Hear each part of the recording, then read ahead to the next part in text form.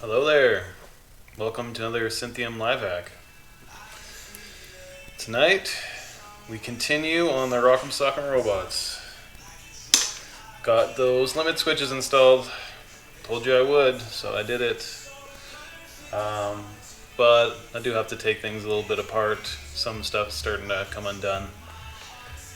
And I think we need to straighten some stuff out because it's not sliding perfectly. So I think I maybe twisted the gantries a little bit. So we'll fix that. Tonight we're trying out the Spotify copyright-free music playlist, and we'll see how it goes. The first song was "Move It, Move It." You got to move it. I'm a terrible singer, but you know the "Move It" song. Just let me take a quick second here and grab the link for the YouTube video so I can see if you guys are chatting at all. The music is taking over, so I'm going to turn it down a little bit. Yes, tonight we're also going to get these guys installed. So I have these little infrared reflective sensors. So we'll make that happen. And we're going to install them likely at the back of the neck so we can see when one of the heads pops up. So just let me go to Cynthium. Alright, here we go.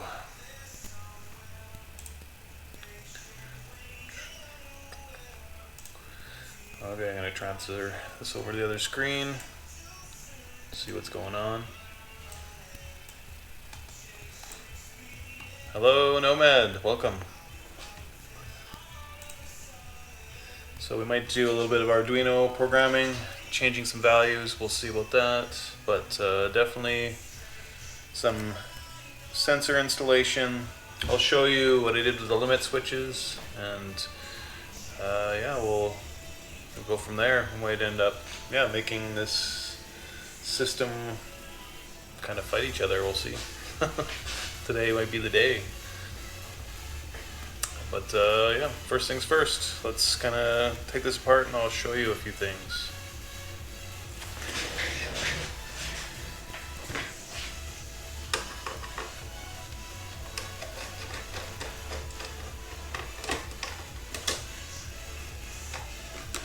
Hope everyone's week went well.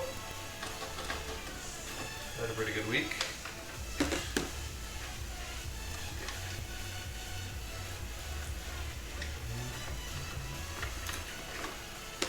Okay, so one thing that I forgot to mention last time was that with the other design, the other person's Rock'em Sock'em design, I didn't actually account for the pivot of the robot like this way. So their rail system didn't account for that, so this could always spin. So it was kind of a flaw that it couldn't actually like get lined up with the other robot all the time. It probably like drifted quite a bit. So in order for me to kind of combat that, I'll show you what I did. So you can see this screw right there. I shaved the sides down on it so it could kind of grip that hot glue a little better and stay in position instead of spinning around. Because I was having that trouble too, actually, because I kept the screw round and it would just keep on spinning side to side like that. And yeah, so once I did that to this side, it's been great. So once I hot glue everything back together on here, hopefully that'll be good too. So here I ended up having to transfer the limit switch from this side over onto this side because it made a whole ton more sense. It was a little bit tricky to get it mounted underneath there. Obviously I had to take this section off, drill a hole, tap it, put the screw in place, And then I ended up having to shave down the screw, so you can see there's no screw bottom portion popping out there. It's level with the housing of this gantry. Yeah, so after that it's actually smooth and it rides along the top of the servos on the other side there quite well. But this seems to be turning a little bit, so I'm going to have to fix that up. And this doesn't seem to be sliding that well, so see if I can adjust that a little bit. I think there's just a lot of gunk on the rails, so we'll clean that up and make it happen. So I think today's the 6th week on this project. Did not anticipate it being that huge of a project. This we still need to do some software stuff on this project, but the hardware stuff was definitely a large challenge, especially when I haven't really dealt with gantries before. Never mind using like repurposed gantries from CD drives and laptop DVD drives. So yeah, it's been an adventure, that's for sure.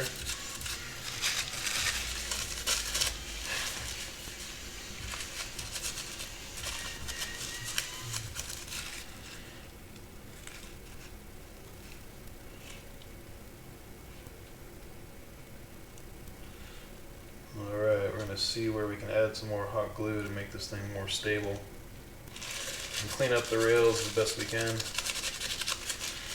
I think I might add a little bit more lubricant on the rails, make that slide much better, and see if I can kind of twist it a little bit, like tweak it like that, see if it makes it generally slide a little better. So you can see the limit switch here, and that lets us know when this I guess y-axis slider is homed, and then that limit switch there for the x-axis combing.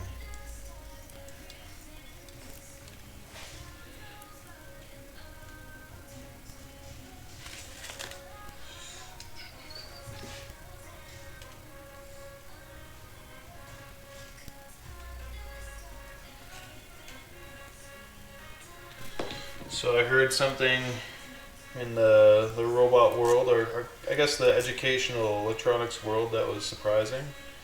Turns out Sphero has purchased Little Bits. Well, that's pretty crazy. I guess it's they wanted to really get into education in a big way, so I guess they're making that move. We'll see what happens.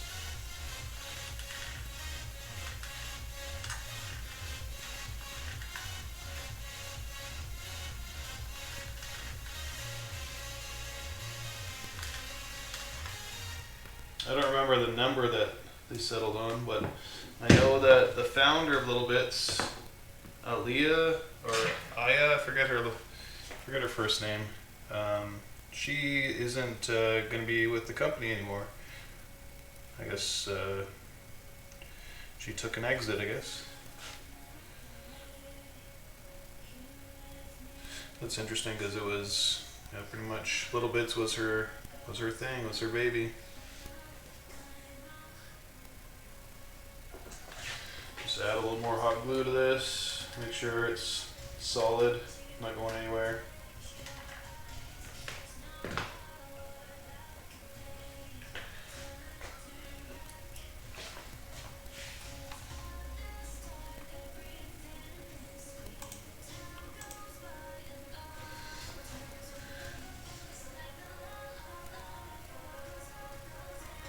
Oh, interesting. I was just talking about the Mandela effect with my family just recently. I don't know if you guys grew up with it, but a big one for us was what we called the Berenstain Bears, but really it's called the Berenstain Bears, I guess. We grew up saying Berenstain all the time, and we thought there was an IE, Turns out it's an AI stain instead of steam. So weird. I don't know. Yeah, that's definitely a Mandela effect thing.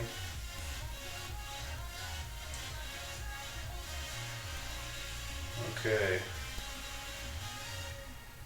I think I can make that a little bit more solid.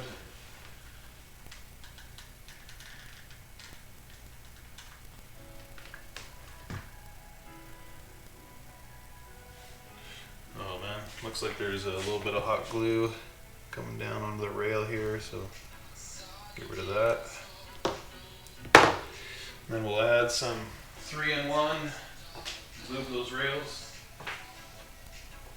Actually, maybe I'll put some grease on there if I have any.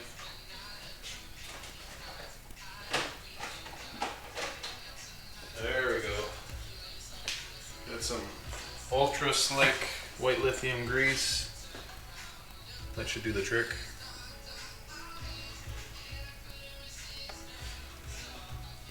Yeah, the Mandela effect's so weird.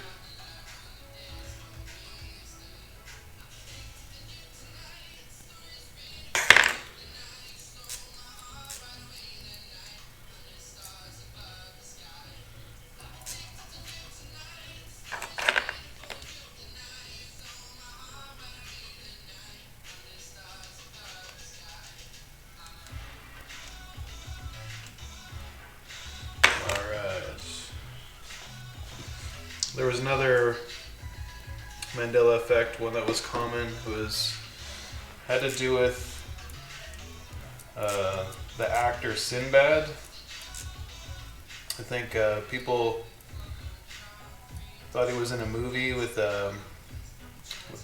he was like a genie, and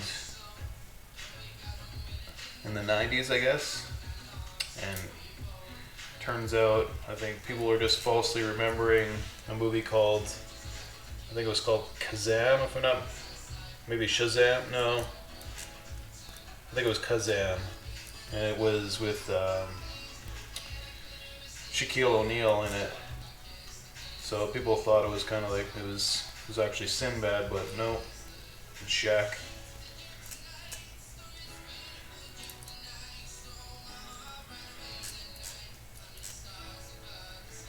Alright, let's put some more grease on these other rails here. Actually, I might clean up the rails with a Q-tip and some alcohol first. I don't know if I ever showed you guys this, but these little bottles are awesome for like spritzing alcohol and stuff. You get them at gas stations and 7-Eleven and stuff. Like sometimes. I don't know, they're getting kind of old, but they're around. What they are is actually candy spray, but the candy spray is gross, and I just dump it out.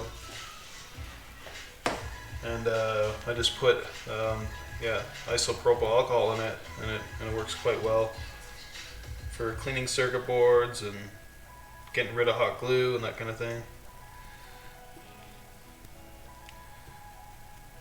It's funny, whenever I think that, oh yeah, these things are gone, we'll never get them again, suddenly one day they're back at the the corner store just being sold again. So I don't know who keeps on buying them, but maybe it's me, because I keep on buying them for a little spray bottle. Maybe other people have caught on to this thing too. Oh nice, I'm not the only one who remembers. Awesome.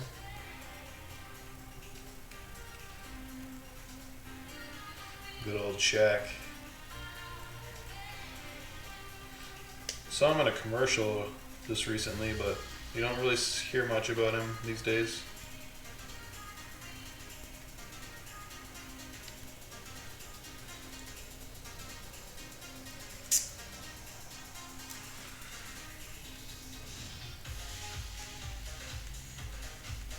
Funny, I think this is on the YouTube list as well, actually, this song.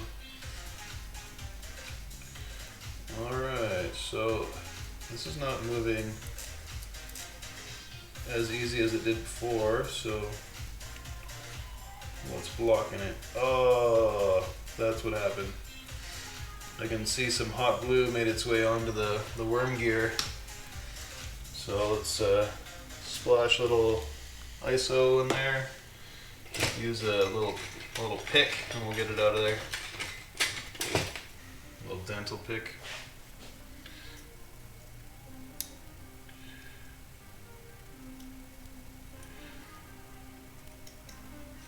No, actually this pick is trash. Let's get another one. There we go.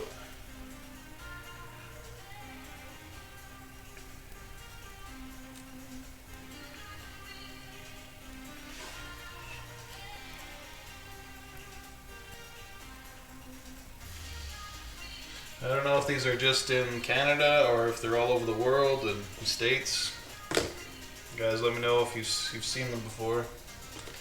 Could be just Western Canada, but I somehow think they're probably like a worldwide thing.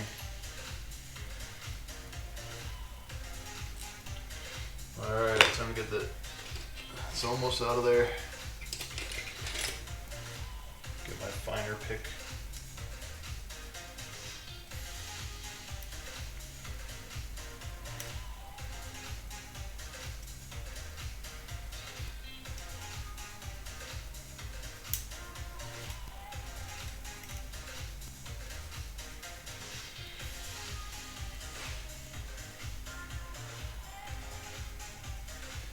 Oh man, I really got a lot of hot glue in there.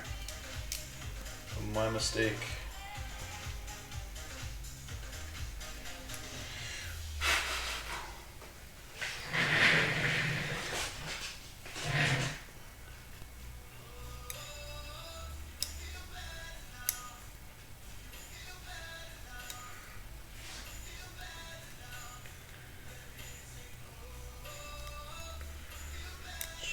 I wish I had a pick that was in between these two sizes, excuse me.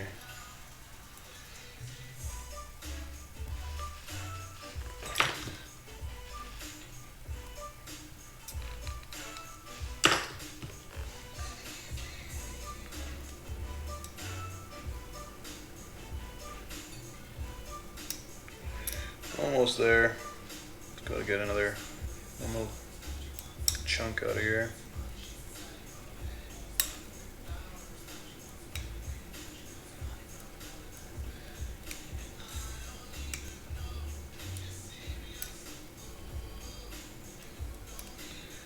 I did some 3D printing this week. I was making I guess the reverse of for a mold that my wife is making. She's turning out to be fairly popular online for some reason. She started making these scale bricks for making your own like small scale home. I guess like kind of like architecture, but they call it, I think it's 1/6 scale.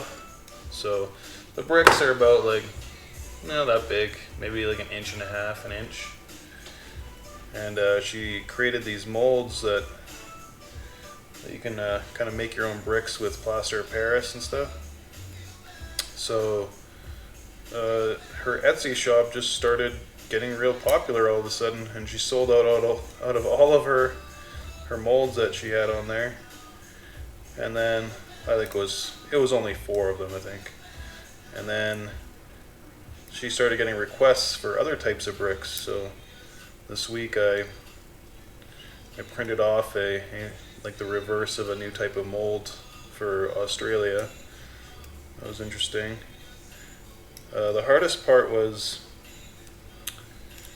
the size of the mold that she wanted me to print.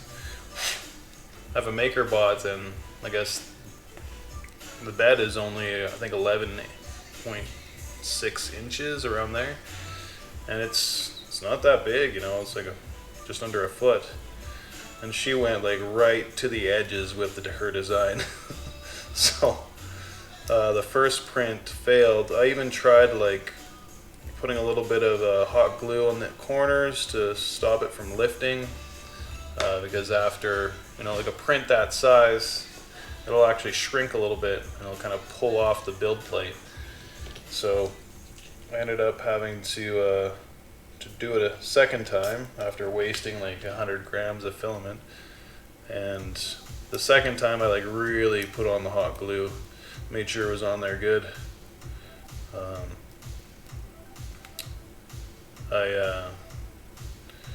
I did all the corners, doubled up on the corners, like put the hot glue so it kind of wrapped around the edges of the build platform. And yeah, it ended up working, but there was so much tension by the end of the print that it actually warped the build plate a bit. Now I think that it can handle that, but it was just funny that the build plate looked like kind of like a bow at the end of it. It's pretty interesting. Put a little bit of grease on the worm gear itself.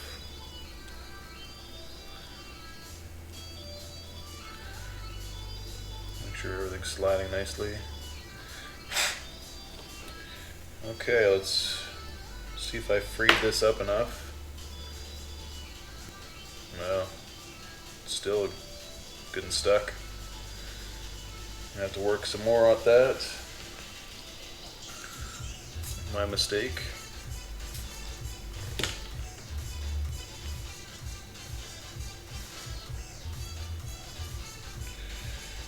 So that was my 3D printing adventures this week.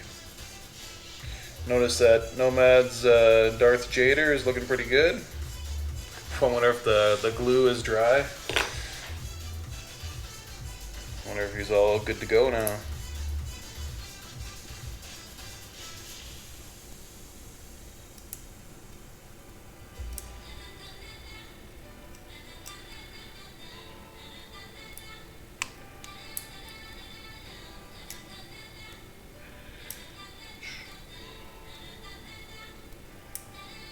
So you get this one big chunk of hot glue out of there, and then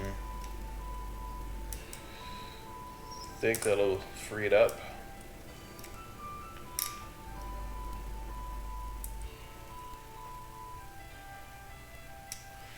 Oh man, I should have been paying more attention. This is definitely a pain.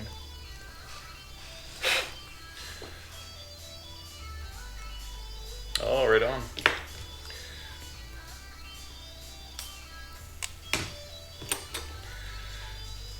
So for those of you just joining us, I'm working on the gantry portion of the Rock'em Sock'em robots.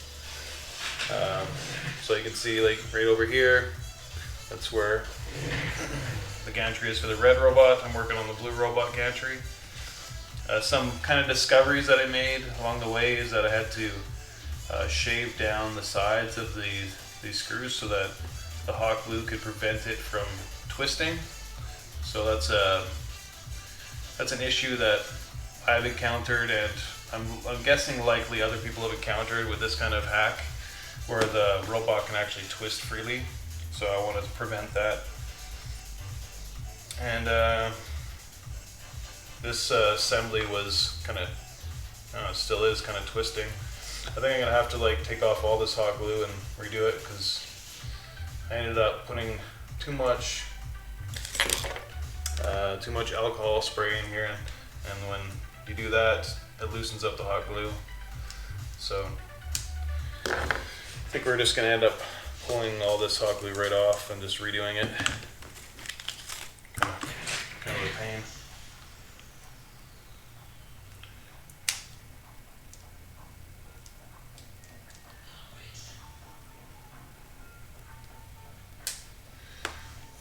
But today we should have some Rock'em Sock'em action, I hope. Try to make the two robots move around, and we're going to work on this little sensor here. We're going to incorporate one of those to the back of each robot's neck, and it's a reflective infrared sensor, and it can tell us if the robot's head has popped off the body or not. And that's how we're going to kind of tell if one robot has won the round.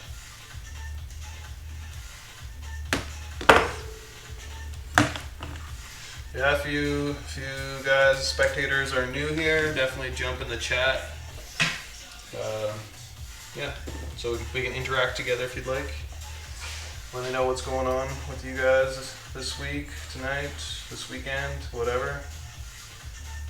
Any questions you have for me, I'll try to my best to answer them. It's all about hacking stuff, so we can chat about that, projects you're working on. Whoops. Talk about this project too. What you guys would like to see in terms of like sound bites that we can incorporate to this project. I found a website called like Soundboard, I think it was called, .us. And it had so many clips of different things. I got some like Mortal Kombat clips, just like different sound, I guess I should call them bites, sound bites from all different areas, like Arnold Schwarzenegger. I definitely got the "Let's get ready to rumble" sound bite, because that's perfect. Tried to get some more boxing ones, like there were some Mike Tyson ones, Evander Holyfield, but most of Mike Tyson's weren't that clean. So except for that one about his back, that was pretty funny. I hurt my back. It's spinal. I forget. It was funny, but I forget how to say it. Man, this hot glue's on there really good. As soon as I can release it, I can probably just make it a lot easier to get away from that worm gear. There we go. It's released now. You can see you can slide around now nicely. So I'm just gonna I think I'm gonna remove that screw. I'll show you what I did to be able to fasten that screw down.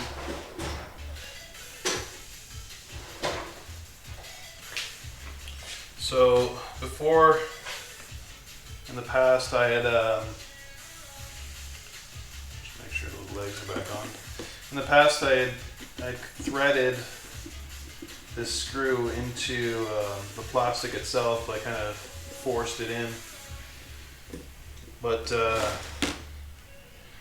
since then the plastic had broke, so I ended up having to find some other way to secure it down to that piece. I found that a nut would be sufficient, so I kind of drilled out. Sorry if you can't see that. I'm going to drop this down a little bit. So there's this nut here. I kind of used the Dremel and pliers to kind of cut away a hole into here, so the nut would fit in there, and then we can just hot glue the nut in place, and then mount the screw on there, and mount this whole assembly onto there. But everything came loose when I applied all that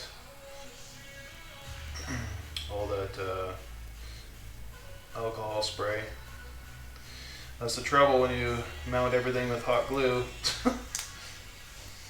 What I could do is actually super glue this nut in place, which might be a better idea. I have some stuff that actually accelerates the super glue, so we don't have to wait that long when I put it together.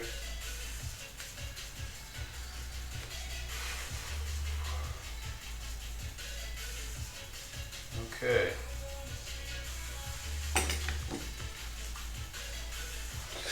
Throw that chunk of hot glue away.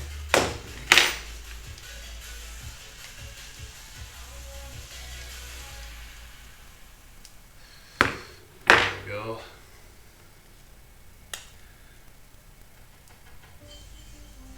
Nice.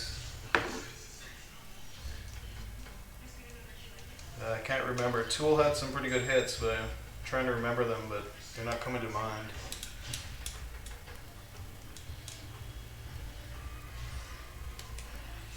Holy. A JD robot 1 meter tall. Are you making that, Nomad? That's intense.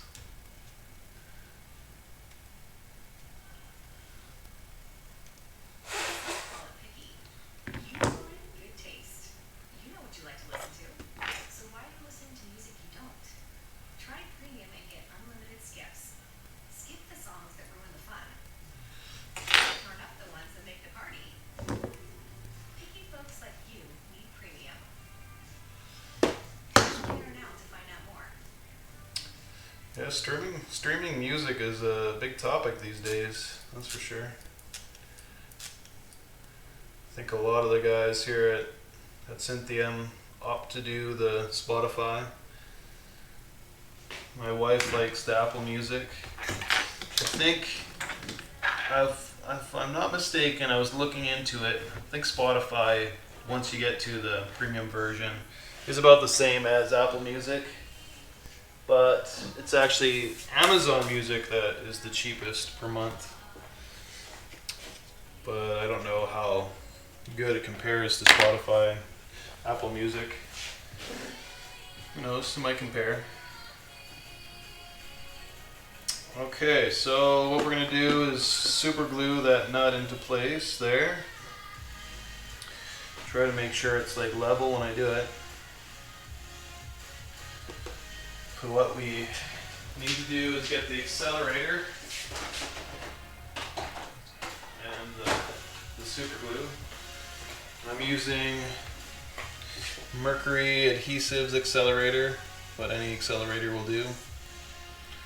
This is the stuff I get at the local hobby shop. And then I'm using Mercury Adhesives. I think this is medium. Yeah, the medium type. So it's not too liquidy and not too thick. It's just right.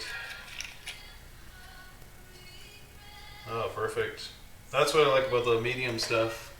You can set it down, put the lid back on, and the lid doesn't actually glue itself and the hole's still there. You don't have to like pick at it. I think when we bought the real thick stuff, every time you'd open the lid, the glue would be stuck in the hole and you couldn't get it out. That's the problem with super glue. Okay, so what we do is we spray the accelerant on the target area.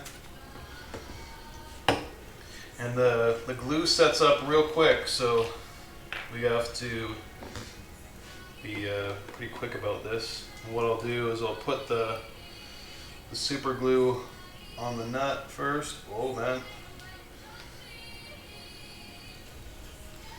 that was quick.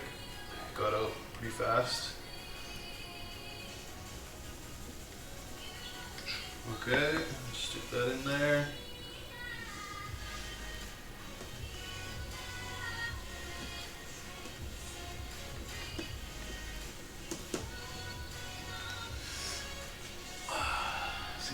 Get it level, but if I can't, that's fine because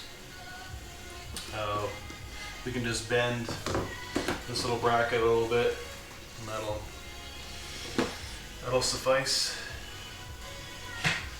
So what I do afterwards too is kind of fill in some of those holes around it.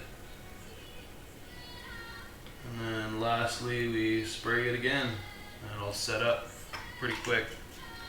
There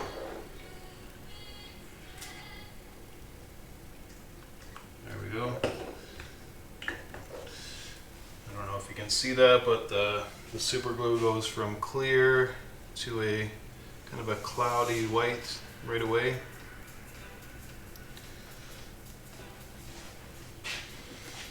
And that's, yeah. That's pretty good. I'll leave it for a few seconds. It sucks when you get super glue on your finger. I wouldn't recommend it. It sucks. Can't feel anything with that finger until that stuff peels off. It's kind of like an extra layer of skin, I guess. So you get it on your fingers and... Oh yeah, there is a pin inside the cap there, but that doesn't even work actually with the thicker stuff. But yeah, it definitely works with this medium, the medium stuff. Mercury adhesives, I don't think they're very popular actually. I've only seen them in our local hobby store, and it's kind of like the only brand they sell actually. But yeah, you can get this stuff like in medium or light or thick strength. I don't know, what do you call that? Not strength, but weight, I guess you could call it. Like, I don't know. Let me know in the chat if you know what that's called when the type of glue is medium, light, and strong, or thick. I think it's light and thick. But yeah, so anyways, what I wanted to do next, after I put that together, is start soldering the wires onto these sensors. So we can have a shared ground between the two LEDs. One's the emitter LED, one's the receiver. And so we just need a signal, probably with a resistor on it, to send the signal through the emitting LED, and then we need a receive line. So I'll do both of those will be the white wires, and then the black wire will be the ground.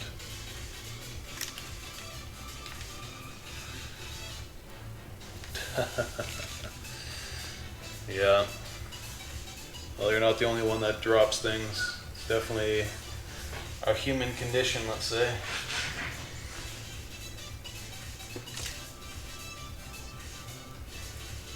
Alright, so that's solid. Let's test fit this screw into here. Hopefully nothing breaks.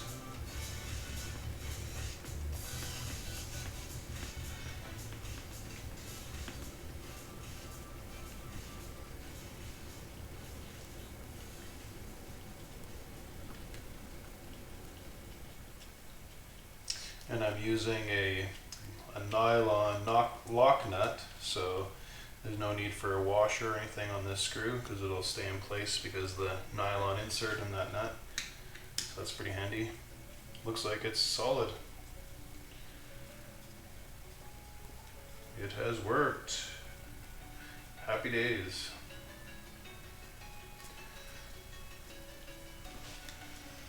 Okay, so I think that goes back and forth pretty quick, easy. Check this out. There's still a little bit of leftover hot glue in here, so pull that away.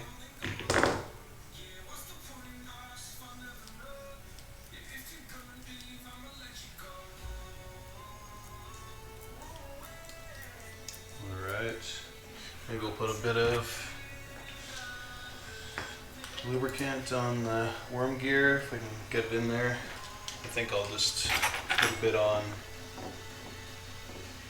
this dental pick and just put it in there.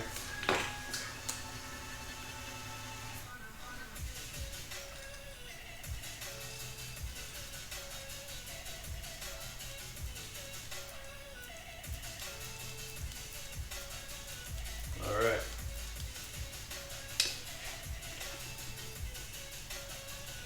And there's another look at the limit switch that I installed.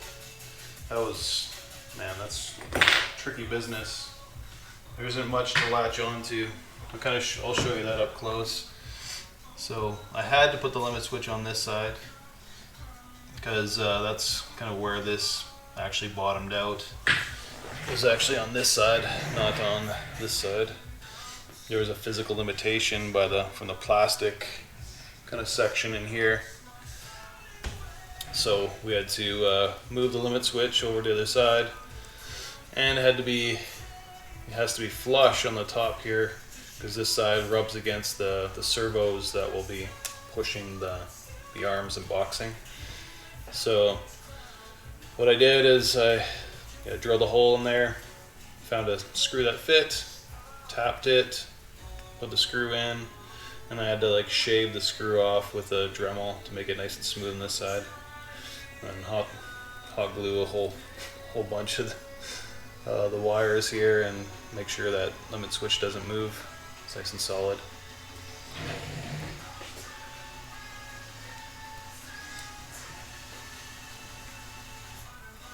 Oh yeah, JB Weld, some good stuff.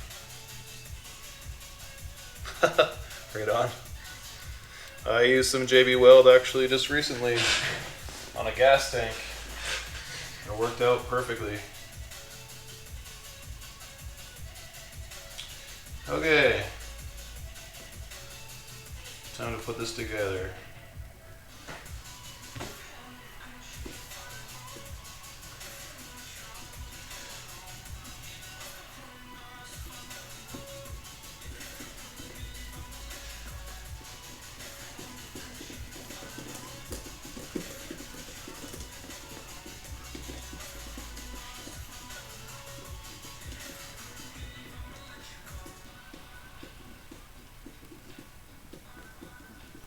So word of the wise, if you're securing a nut onto a gantry system, don't use hot glue.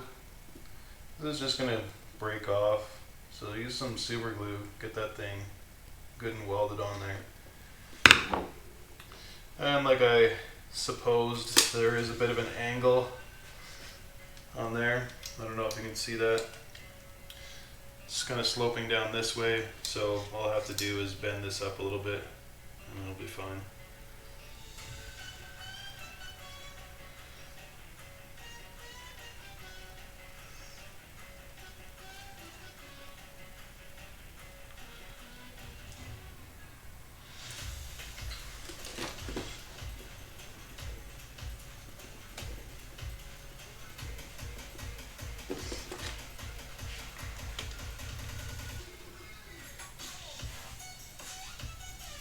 Make sure this still slides good.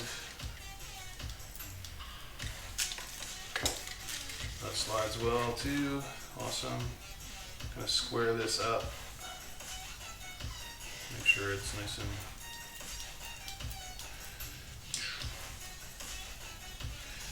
square to the Y and the X need to be squared to each other. Well, maybe not need to be, but it's better if they are. I'll stick a little bit of hot glue in this section here so this doesn't ever pivot. There is a lot of force right here due to the motors pressing on the robot.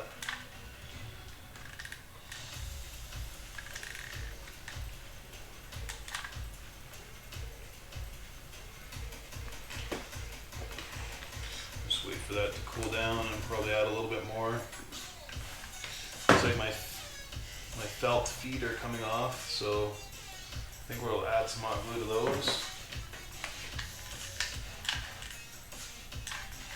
Oh, we're out. We need to get some more hot glue sticks over here.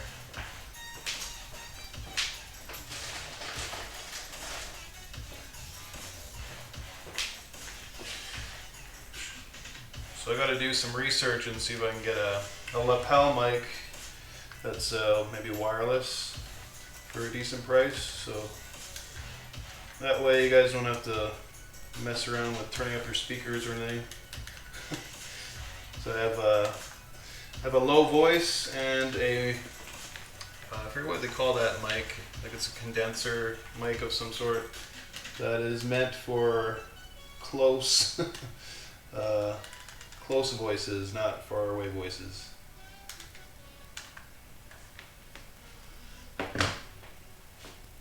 Okay.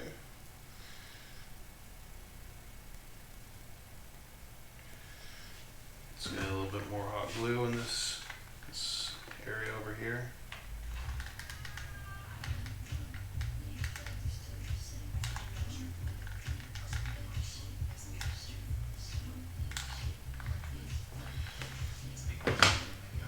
Okay. We'll wait for that to cool down a little bit.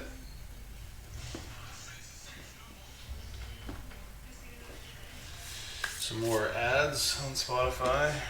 At least it's not as prevalent as YouTube ads, which was like after every song. Spotify is after every couple, I think. 2 or 3. Which is handy. Okay, so I'll show you where I'm thinking about putting these sensors here. So right behind the neck here, I think is going to be a good spot, because it doesn't get in the way of the chin getting hit. Just back here. We'll try to sink it in a little bit, see if that works, but we do have a little bit of space here, so that'll be fine. What I'm curious about is what happens if I open up the upper body. So let's do it. Let's go in. Let's do some surgery.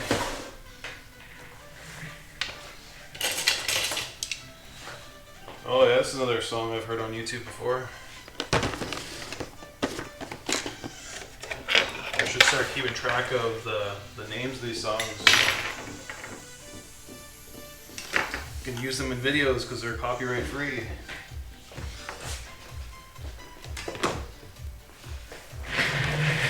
Okay, move this over so you guys can see it. So there's 3 screws here. Well, that one's pretty deep.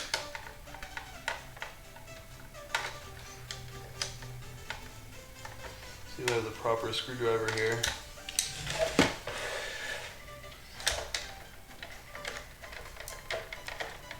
Yeah, I think it'll do.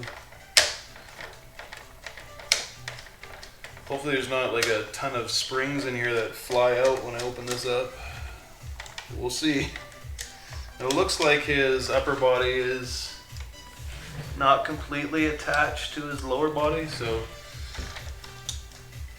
when I say his, I should its, I don't know what you want to call it. The robot, the blue bomber. Oh, I forgot. There's a sticker holding these 2 pieces together. Okay, so I have 1 of 2 options for the sticker. Either I make a slice down the middle and make it look terrible, or we resort to peeling the sticker off with some hot air, which might look a lot better. So let's give it a shot.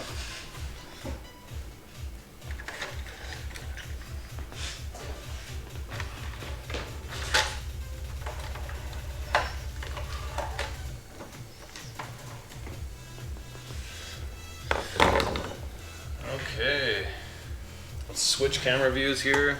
Sorry, I should have done that before. There we go. So we're gonna get X-Acto blade, get the hot air station heated up.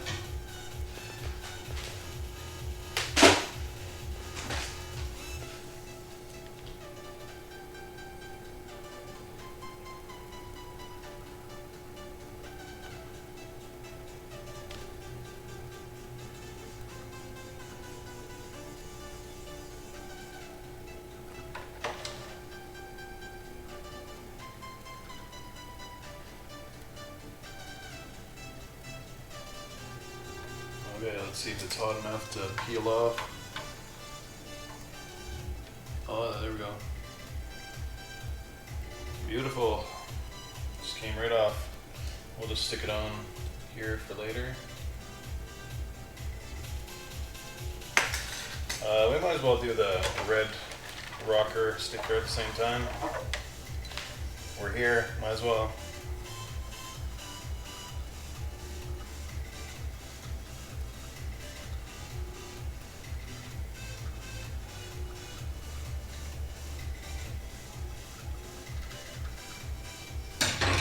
See if that's enough. Looks to be. There we go.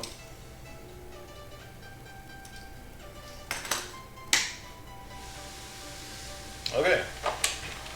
Well, actually, this is probably a better view for you guys to see me taking this thing apart, so let's just stay over here.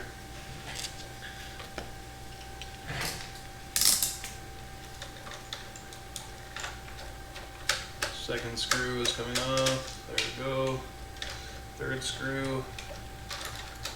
Gets his arm out of the way a little bit there. Oh man. Ugh. Looks like it's working.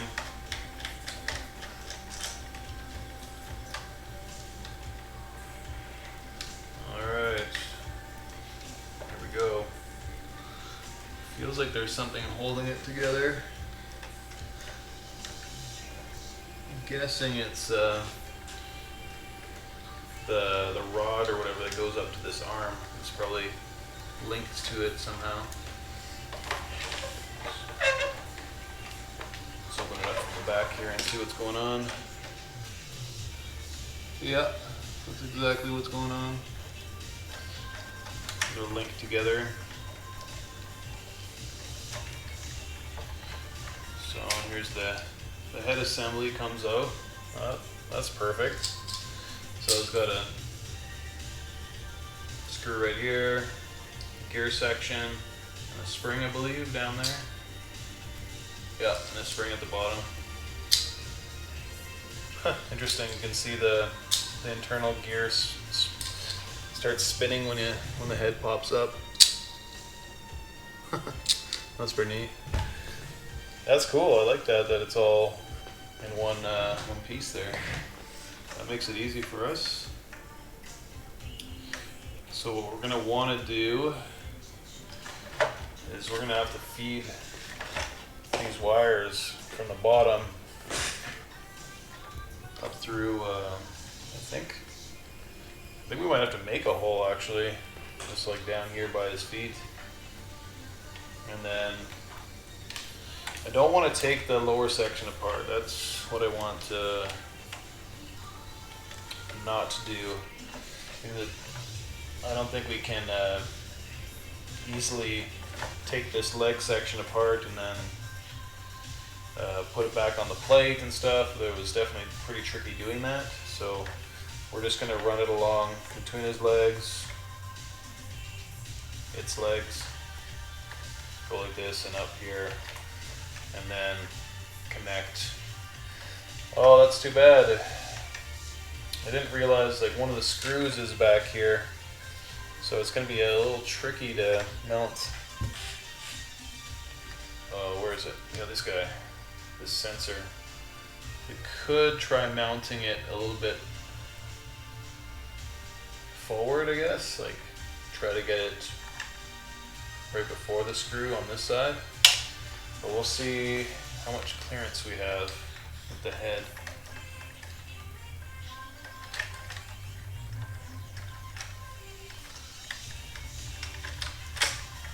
Alright. So it looks like there isn't going to be that much clearance. Maybe.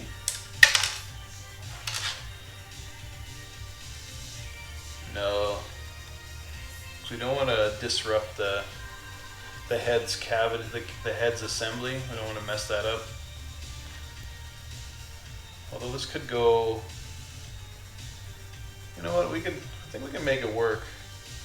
We shave off a little bit there, drop this down so that it's about like halfway sunken in. I think we can make that happen. And it shouldn't rub against the robot's head.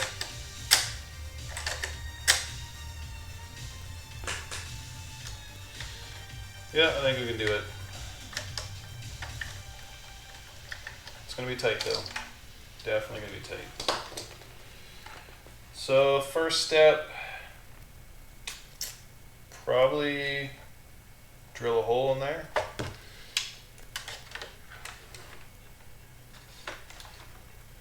I just hope that I don't have to take this plate or anything apart. It's definitely a pain putting that together.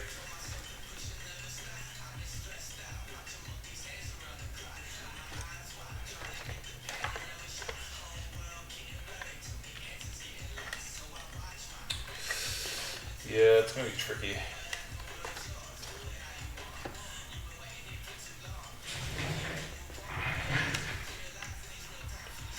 I could just drill a hole through this plate. That would work. So drill a hole through this plate, drill a hole through that plate. Should line up nicely. Yeah, that'll work. We'll do that. Kind of sad that I have to drill a hole through this plate though, because it looks so nice. It's not, you know, this whole thing doesn't look very modified from the top. So,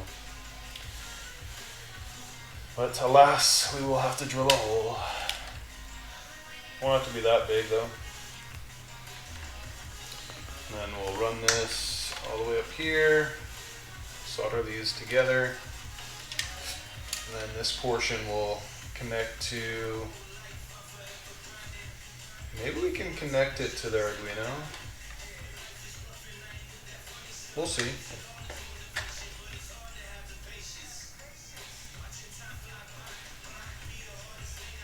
Possibly. We'll see if we have enough pins left on the Arduino. We are using quite a few of them for the whole CNC thing. Turn this a little bit. There we go.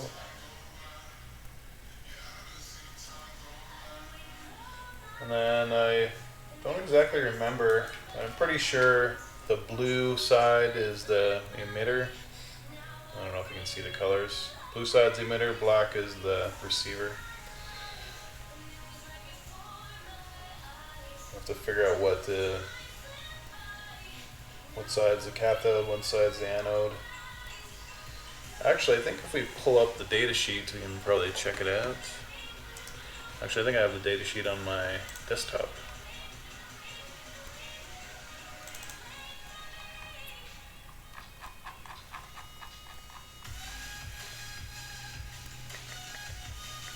Yeah, this is a TCRT 5000 sensor.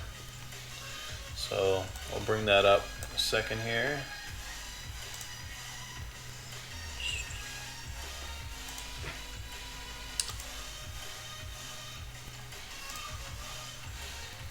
There we go. Sorry, I'll kind of bring that over a little bit.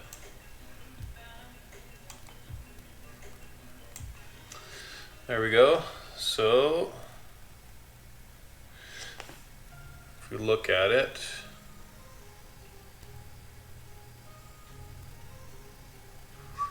it says it looks like the black one is, oh no, we look at this section here, and you can tell that that is the emitter side. So this is supposed to be blue, but clear on this black and white diagram.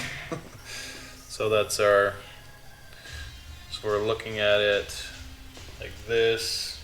I don't know if you can see that. Anode, cathode. Cathode's going to be our black. And then there's a collector and emitter. Now, gotta think about this, because we can't,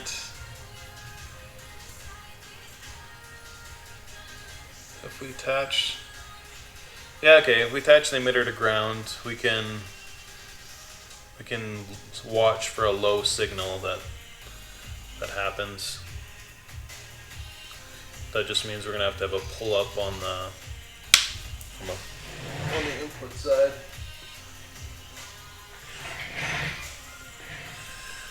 Or we just like,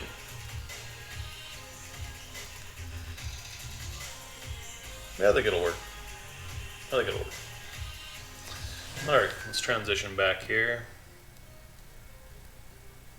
So we're going to put the cathode and the emitter down to ground. I think we'll trim these long leads. Get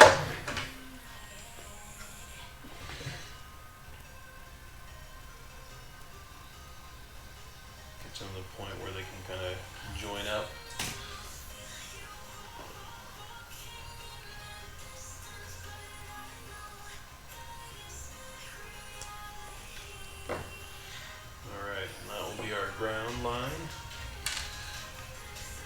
I think we'll grab some heat shrink as well, put that on here. But I think I'm getting ahead of myself because I haven't drilled the hole and ran this wire through yet, so definitely want to do that before we solder things. After that, it won't kind of fit anymore if it has a big chunky sensor on the end of it. So let's get the drill and make some noise here.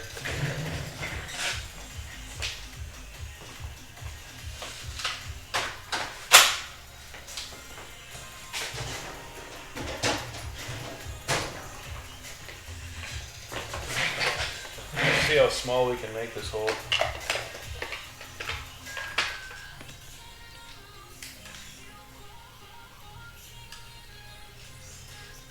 Okay. Let's see if 1/8 will work.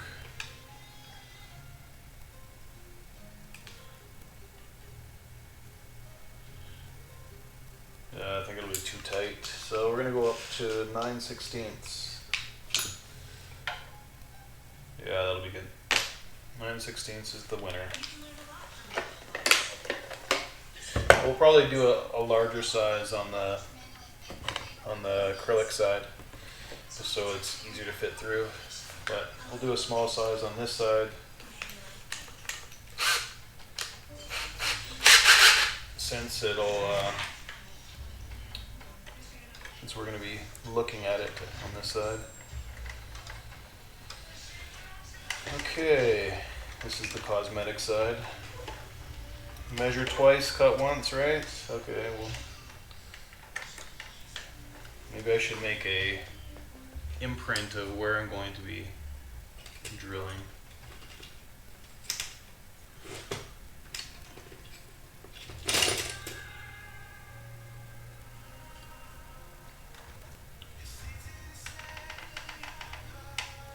That way our bit has a place to land, making it a little easier.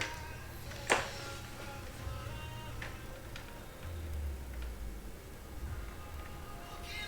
think I'll have to pull it back a little bit.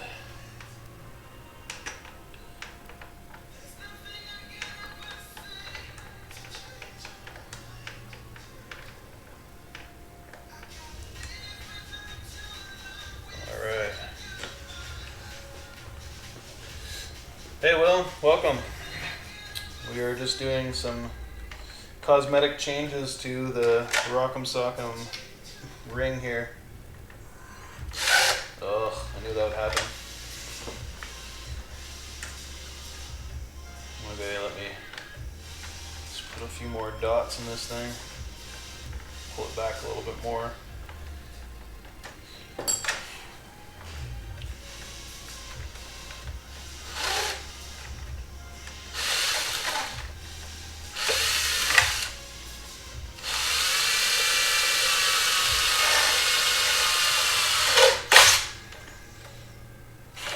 Go. See if the wires fit.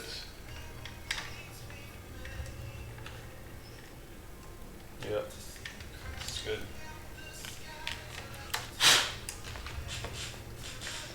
Okay, so while we're here, might as well drill a hole through the red guy too.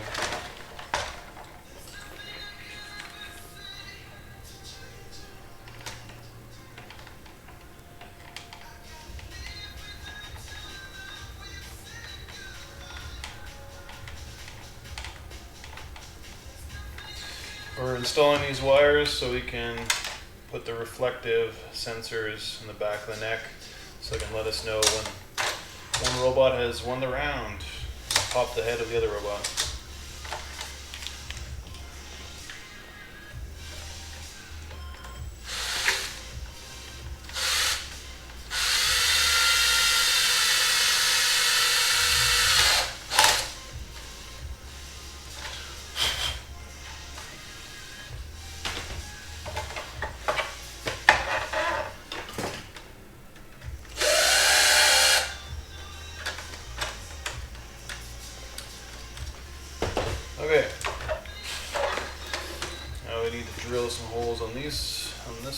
I think I'll go over to our other view here, so I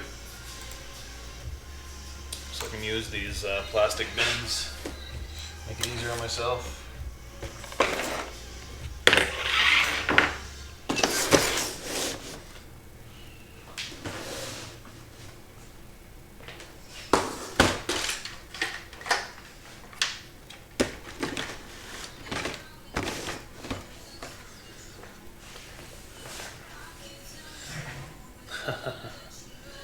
Yeah, it's definitely challenging.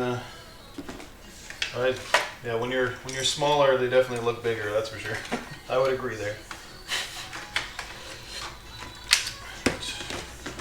When you get to be an adult, they're definitely a little bit small. All right, so we drill a hole in here that's a little bit larger, so we can fit these wires through there.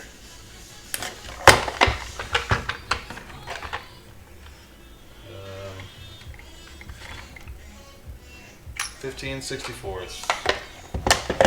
You've been randomly chosen.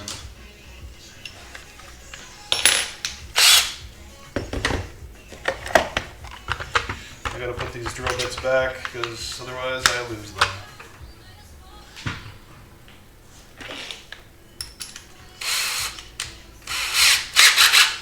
Okay.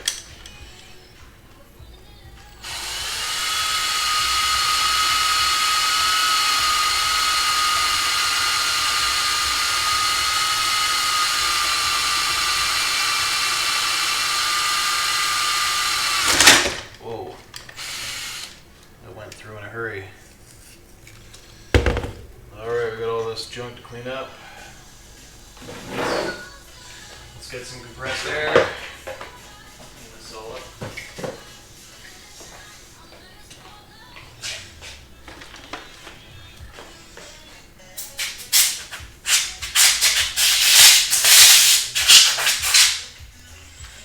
There we go. Alright, let's see if our holes kind of line up.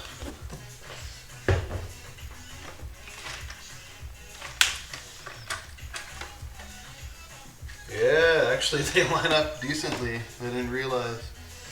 I could have pulled this back actually a little bit more. I'll know for the next one.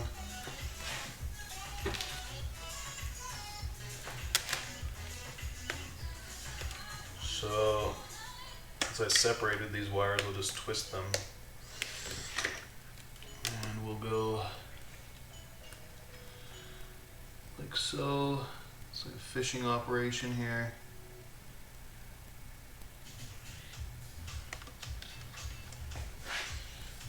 Oh, there's one wire poking through.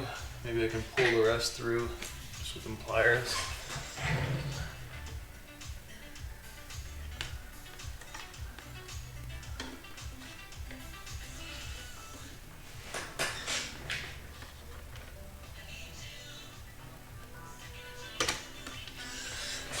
Did it.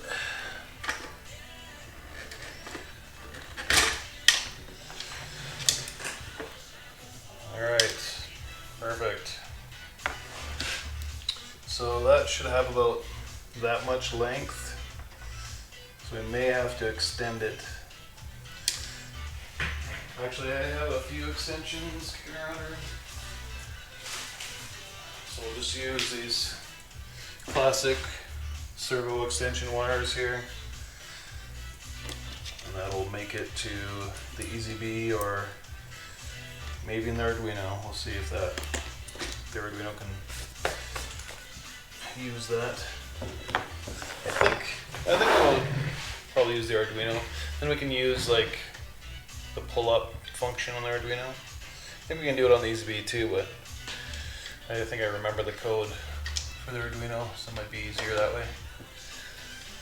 Okay, so that wire is ran. I think while we're here, we might as well drill the other hole for the red robot. Unfortunately, it may take releasing some hot glue on this guy here. Which is sad because that was all working beautifully. Alright, let's do it.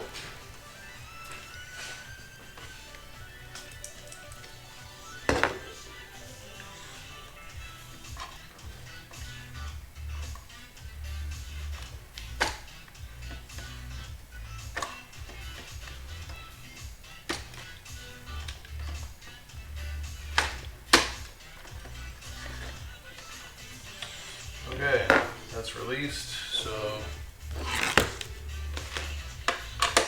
let's take this guy off.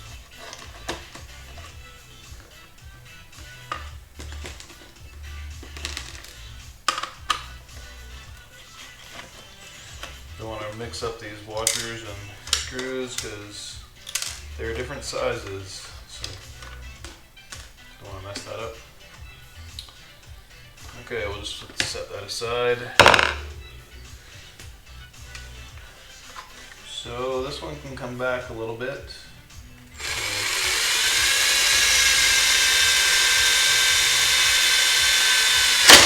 Whoa, man.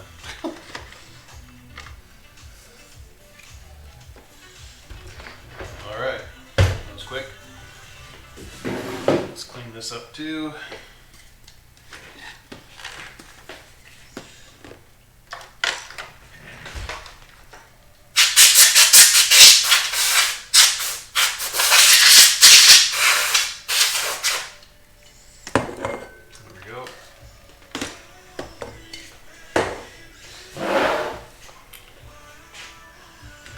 Okay, where's our other sensor wire? Here it is. Okay.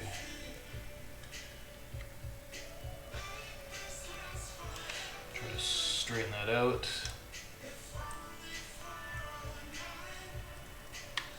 It's a bit of a fishing operation again. What am I doing? If I do this, it'll make things so much easier.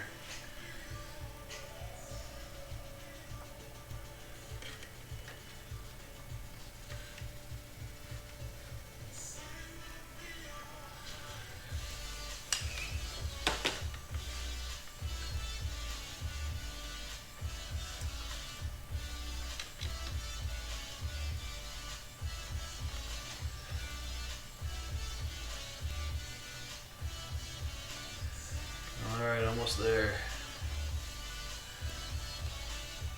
I think we made it through. Yes, we did. It's a beautiful day. Okay. Put this back on this side. Okay. Get this all back in order.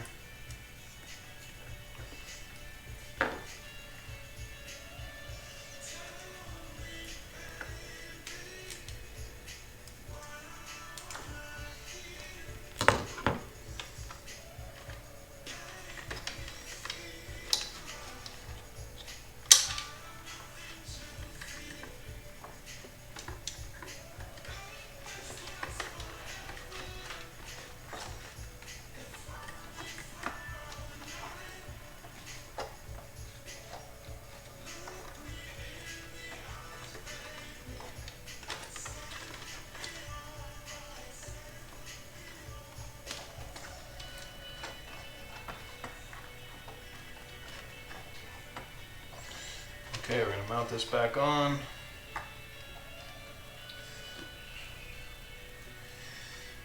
While we're here, might as well mount the other side back on too. And then we'll do some soldering and get those sensors in order.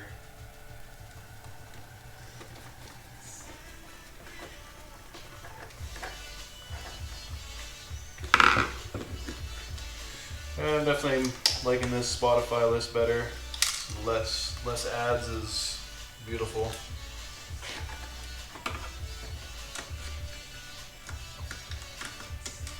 But the problem with some ads though is that the copyright, the YouTube copyright bot, whatever, picks up on the ad sometimes, which is frustrating.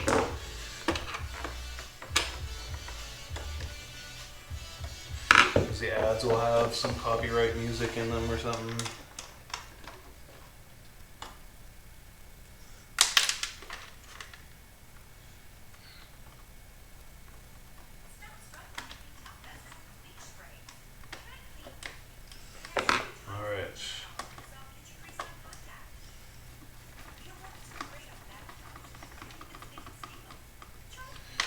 There we are.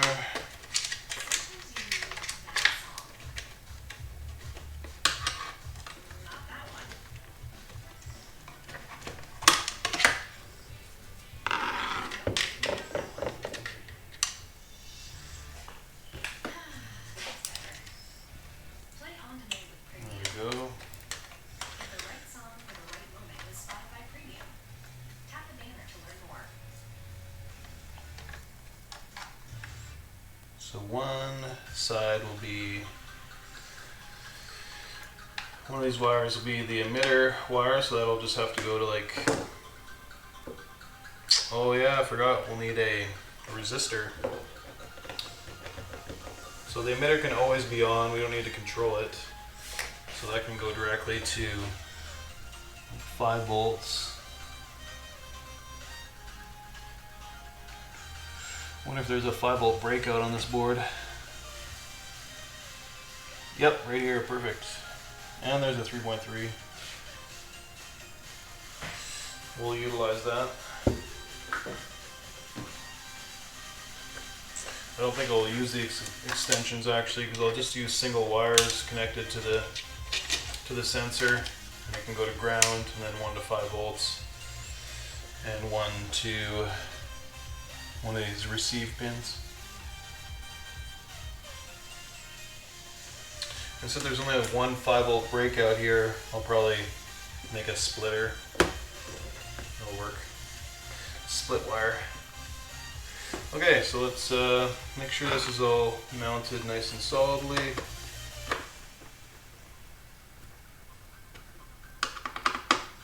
There we go. Move the red rocker back a little bit, and then hot glue it to this guy.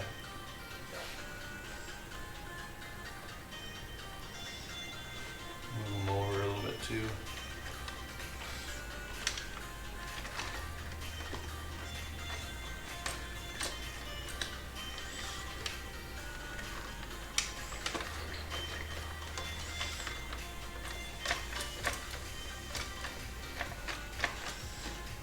Seems like kind of locking up over here. I guess we're bottomed out.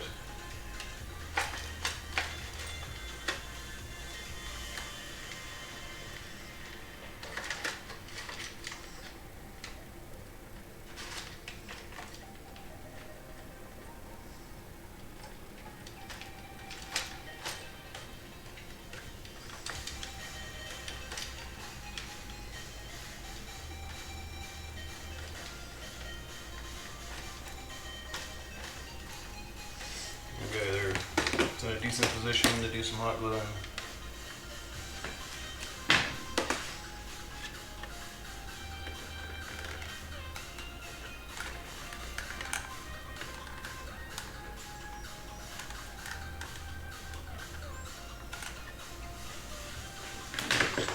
We'll hold on to that until it cools off. Might as well put some hot glue on some of these pads at the same time. Just keep them together. So I stacked up 2 on this side, on each pad, 3 on the other side. Just kind of make up for the difference in height.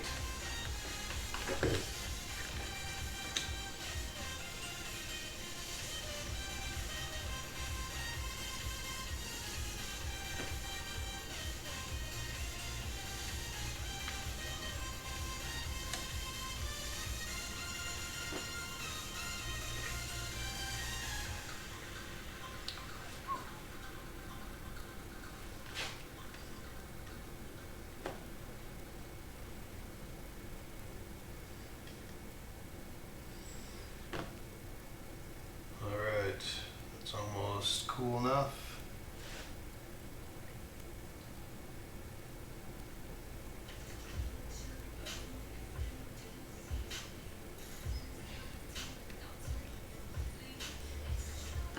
Okay, that's good. Got strings of hot glue all over me. Okay, let's do this other side now.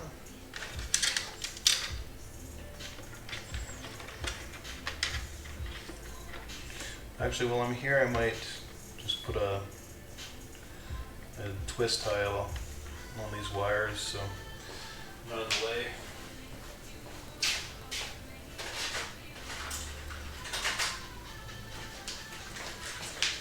And that's why I keep a little bin of zip or twist ties around, so when you don't need well, I guess I could use zip ties, but I know that this will likely be temporary, so might as well just use these ties for the time being.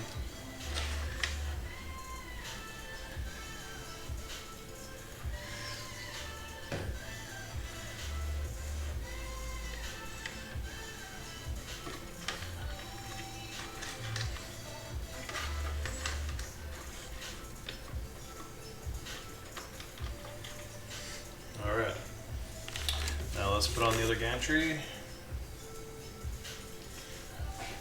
Have to plug in all the wires as well.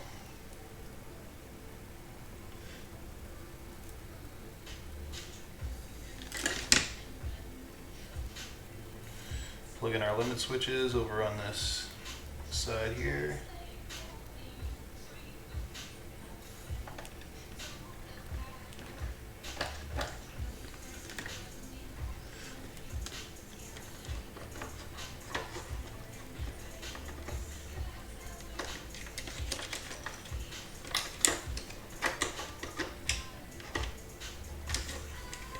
Tuck everything underneath.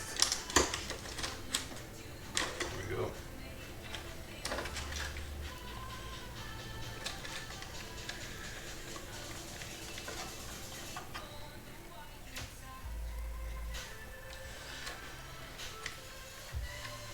Some of this copyright-free music is actually pretty decent.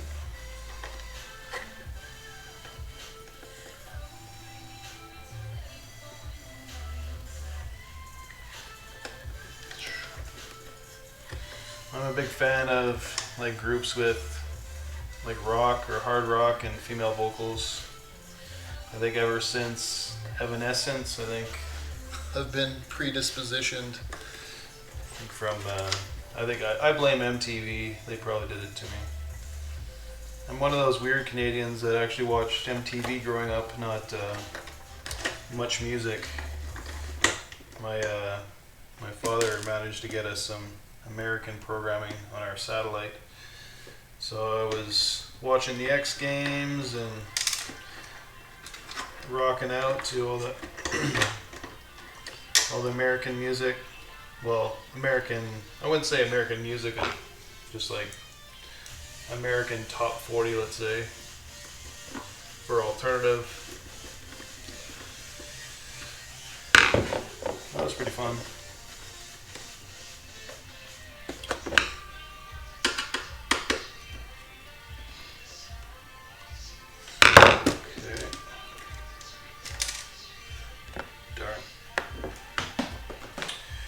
Washers are always a pain.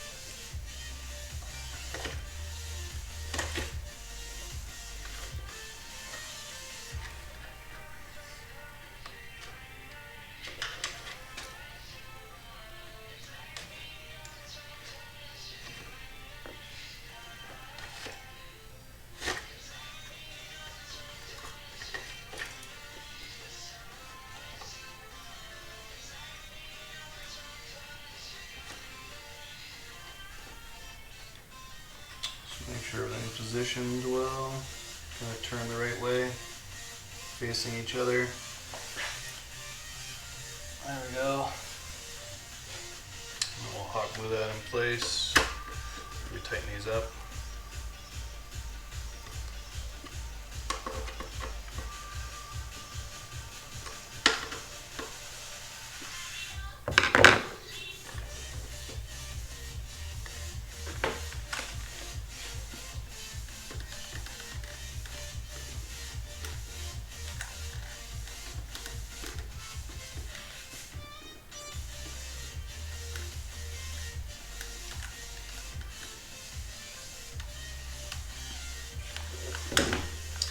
And we'll wait for that to cool.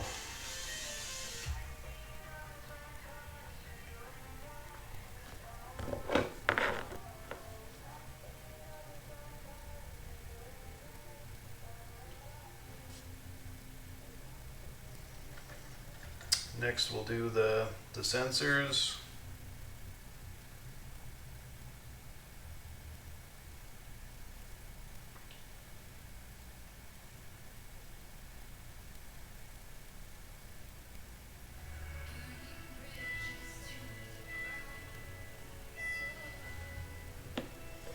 Actually, I should check. Oh yeah, I was gonna say check to see if I have a ground connection, but I got tons of ground connections all along the black edge of this pin header here. All the black here is all ground.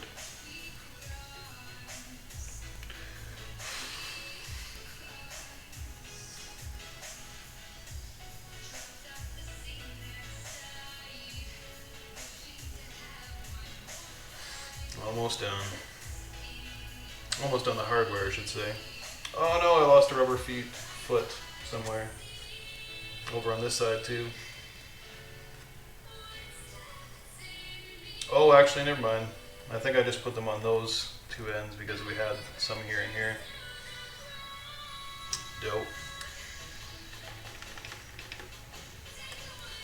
Okay. Good.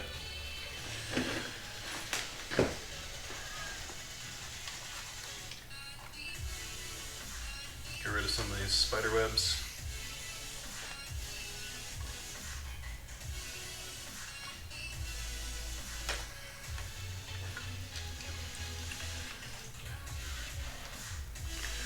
Okay.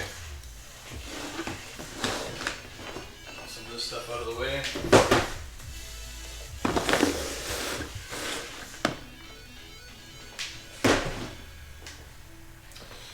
Bring this over to our other bench here. Here we go. Let's work on this sensor portion here.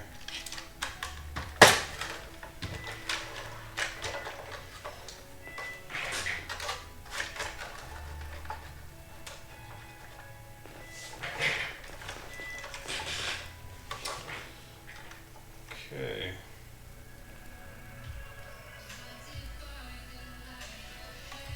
So, like I said, we'll need some heat shrink. Just won't do don't short anything out. Solder these guys on here. Safety first.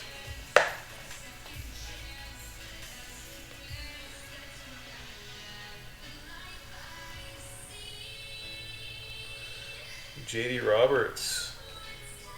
Yeah, I didn't watch much music at all, so I don't know who that is. Oh, no way. That's hilarious. He's a news reporter at Fox News and has lunch with Trump now. No way. That's crazy. Lots has changed since Much Music days, I guess. Okay, so I'll use some white heat shrink, some black. Oh, I don't have black, so I'll just use blue.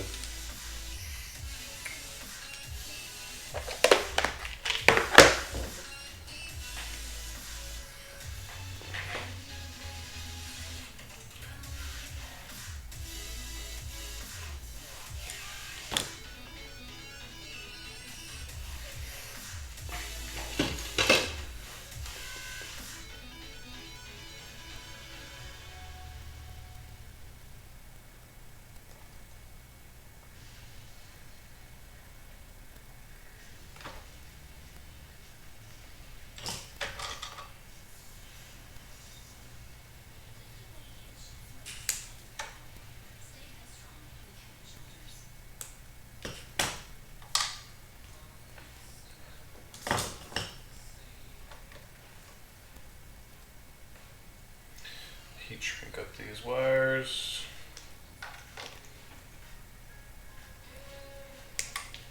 We got 2 sensors to solder up.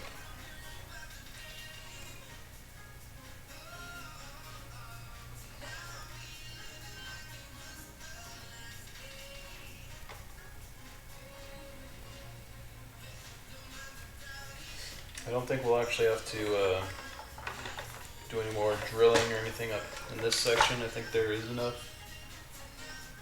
Oh, we may have to actually. I lied.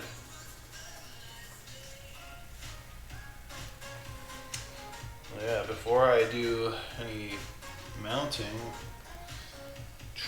gotta see how this all works together here.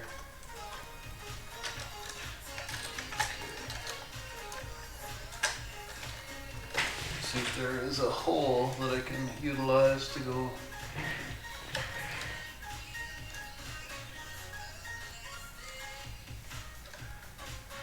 Okay, yeah, there's a hole on the side there that I can work with.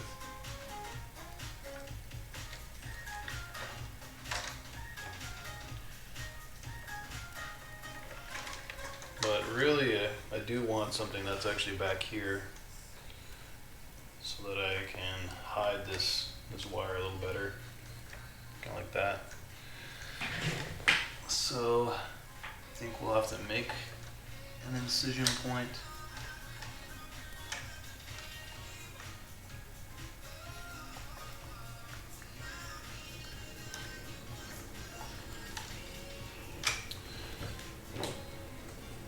This could be interesting.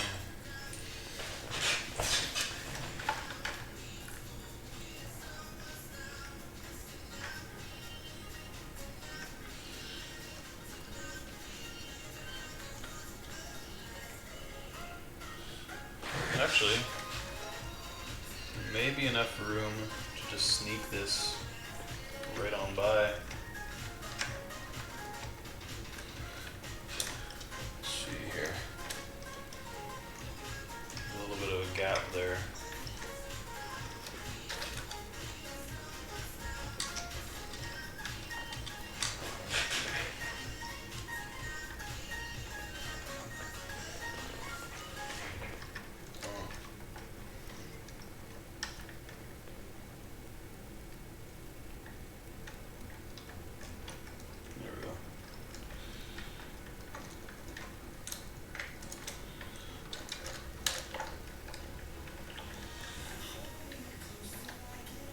Almost. So if we expand the slit on both sides here, we could fit the wire in there nicely. Otherwise it's going to get kind of crushed.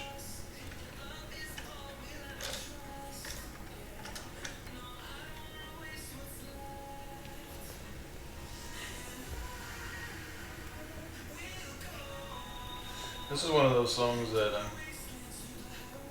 is pretty decent for copyright-free music, and it's called On and On by Cartoon. Pretty awesome name.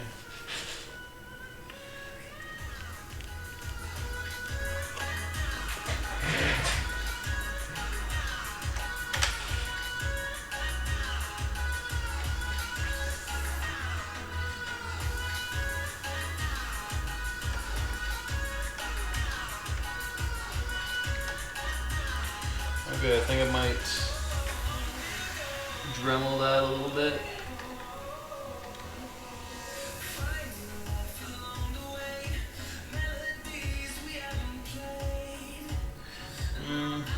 Maybe not.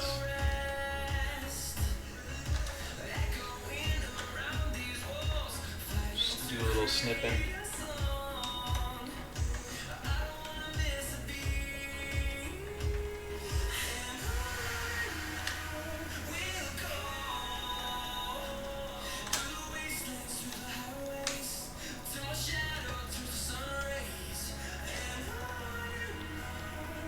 Yeah, I think this will work out.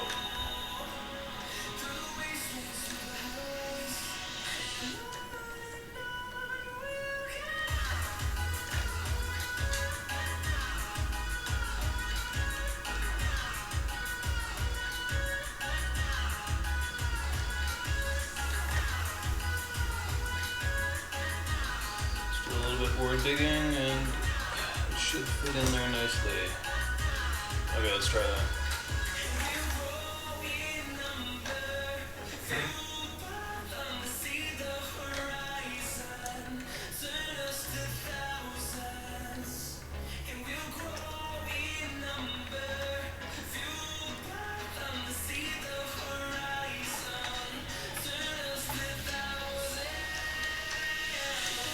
get in there wire.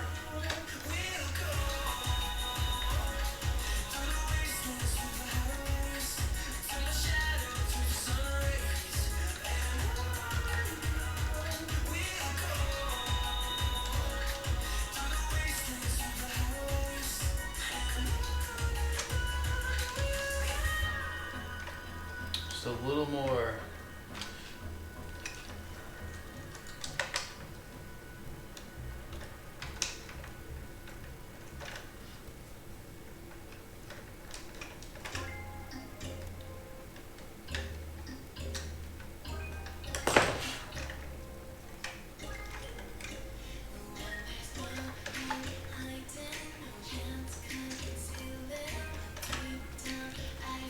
I wonder if I can squish that in there with the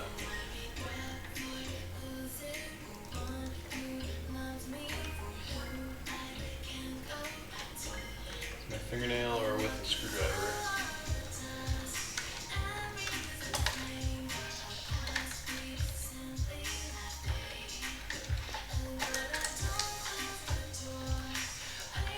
Okay, I think that's good actually. That'll work. So this will come down a little bit, so we'll have a little bit more slack.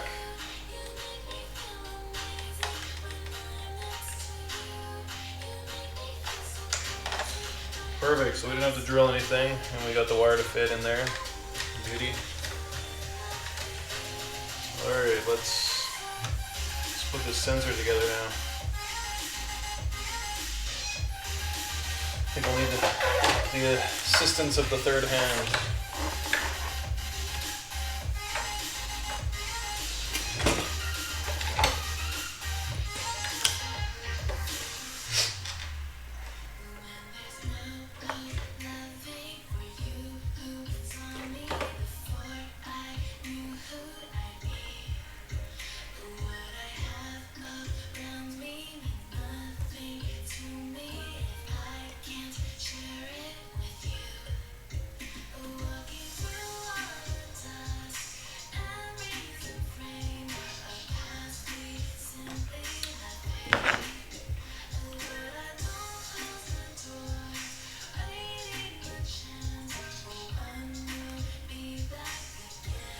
Actually, you know what I might do?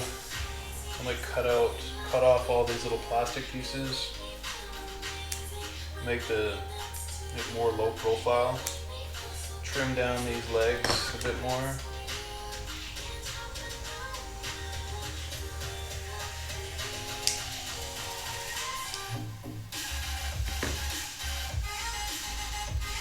Give us more clearance here.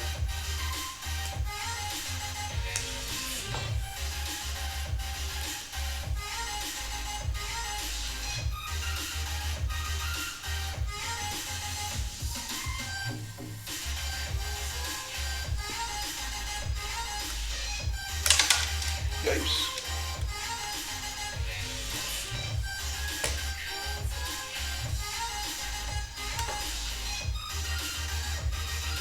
Maybe this will be easier to clamp onto the black wire itself. Holds the heat shrink back and lets me position a little better. There we go. Oh, I turned my soldering iron off. Whoops. Time for a water break.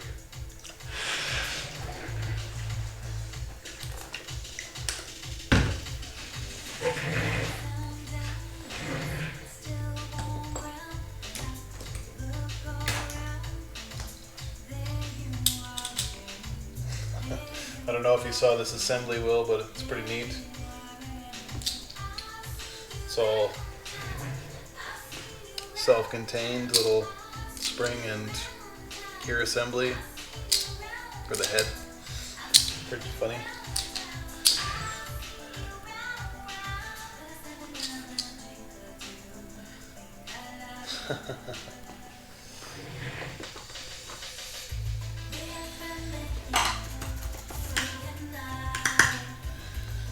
Yeah, I definitely have patience for small items, but I don't know if I have as much patience with people. I do have some, but I don't know. There is a limit, let's say.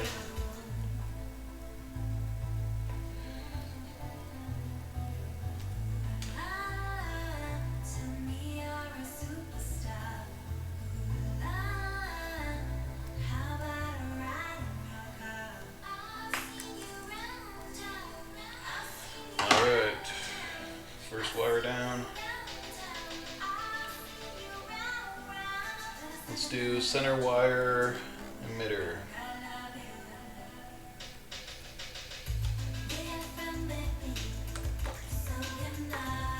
I guess I could put the heat shrink on as well.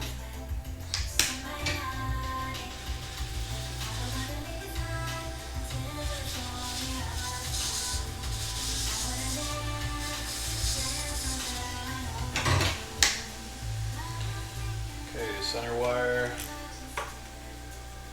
on the, oh yes, I forgot the resistor. Now we don't have much room on this side, so maybe I'll do a resistor. Yeah, I'll do a resistor on the other side. When I make that cable that splits the 5 volts, I'll put a, I'll put a resistor on that side. Won't worry about it right now because we don't have a lot of room on this side. I could do a surface mount resistor, but a bit of a pain.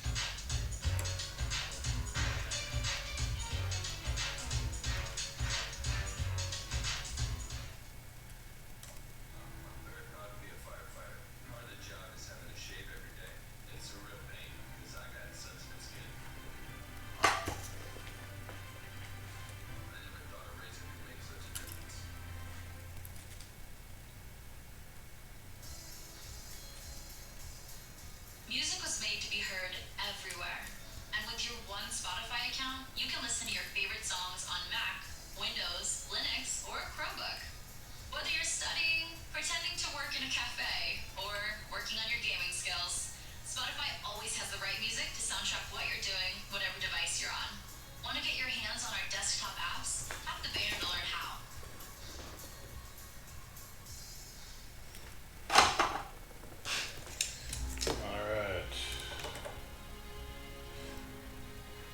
Solder. Now it's going to be a challenge to mount this thing.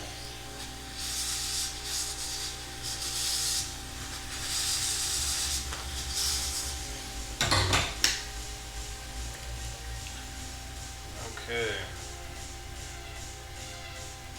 So we're going to cut away some of this plastic so we can fit it in there.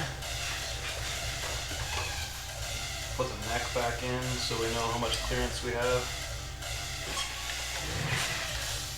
Yeah, that's my first time actually opening this guy up. I was just basically working on the exterior of the robot as much as I could. Now it's time to get into the internals.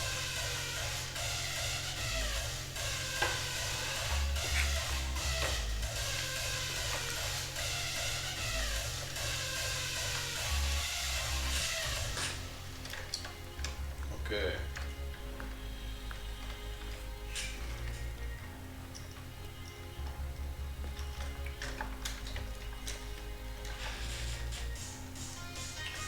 Just line this up, fit it together for a quick second here.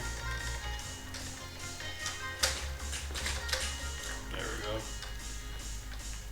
Okay. Just mark this out a little.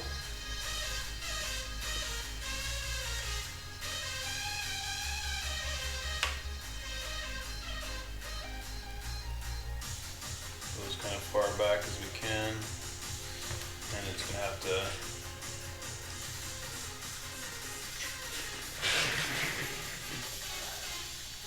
go out on this side a little bit too.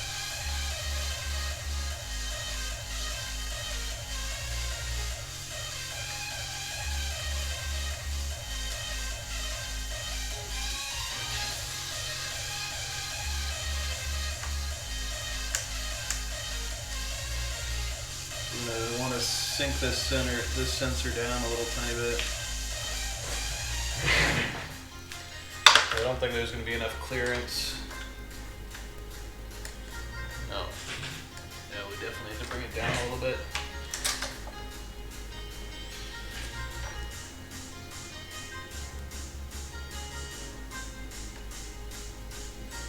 So we'll cut that away with our pliers.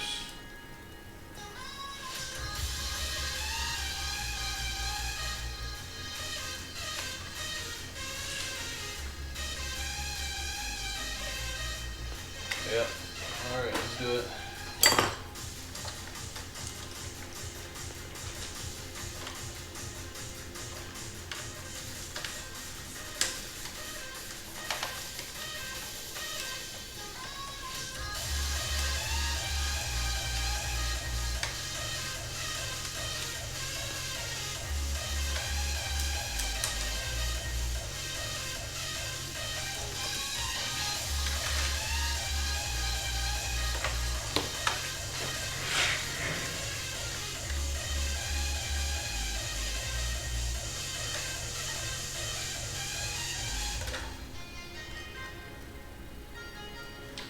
Apologize if you can't see.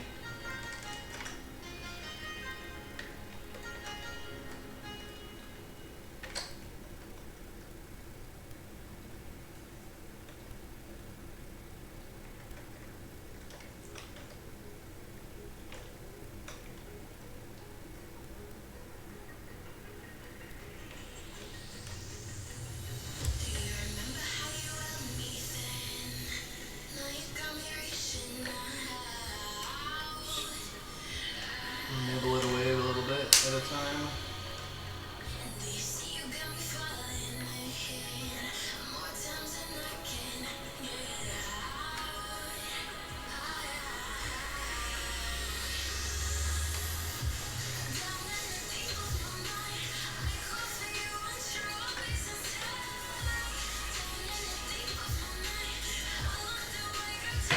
There we go.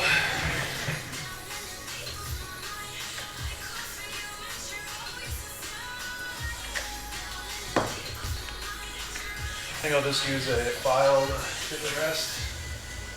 It's kind of a painful place.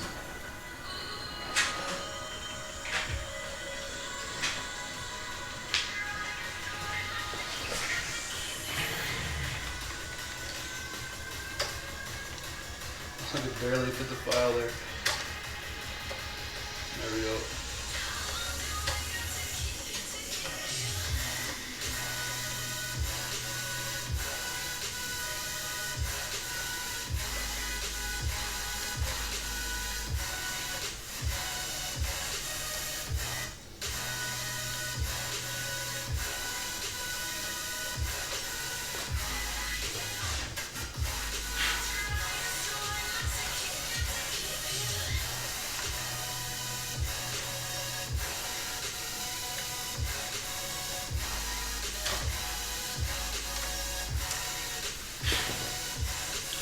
I feel like we need to get a little bit more away from there, and then I think the sensor should fit.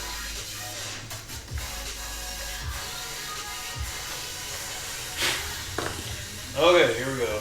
Test fit time.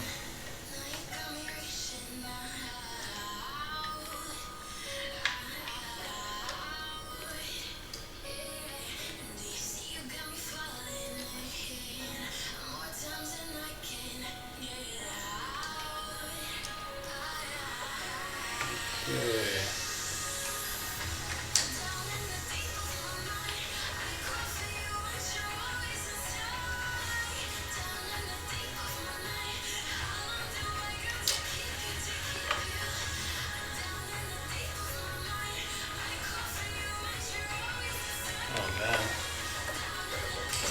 routing this wire is going to be tricky.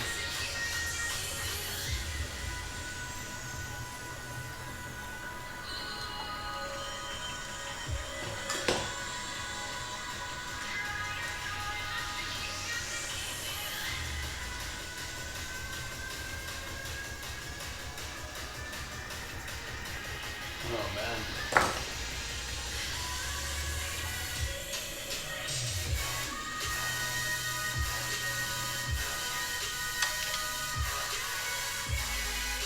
Pick up as much slack as we can here.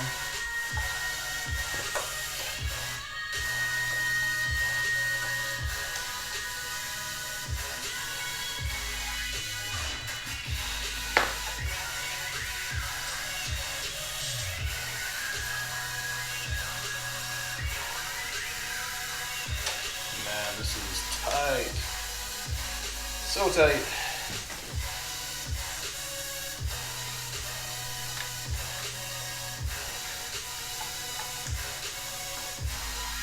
Make sure we don't pinch any wires.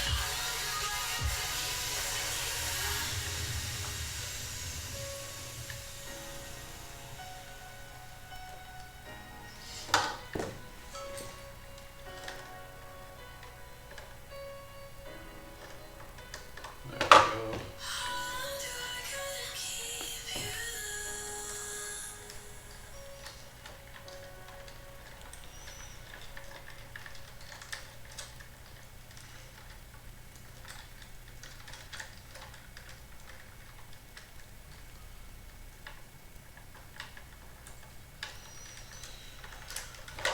Whew. Almost there.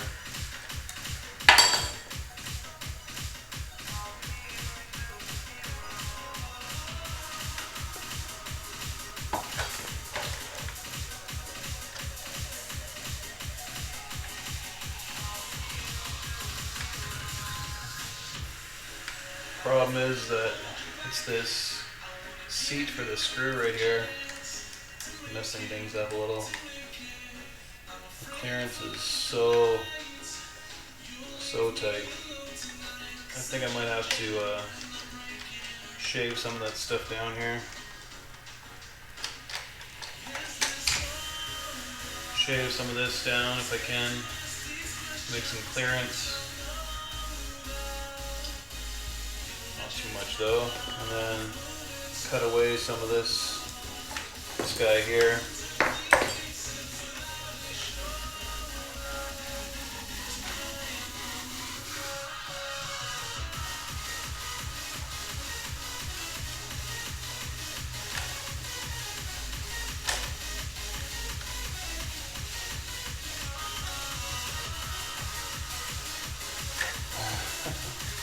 Sorry guys, not very entertaining tonight, me cutting plastic.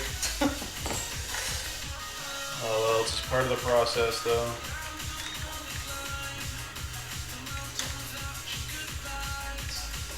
Okay, well that should be decent. Should give us a bit of clearance, and then I'll shave this down a little bit too.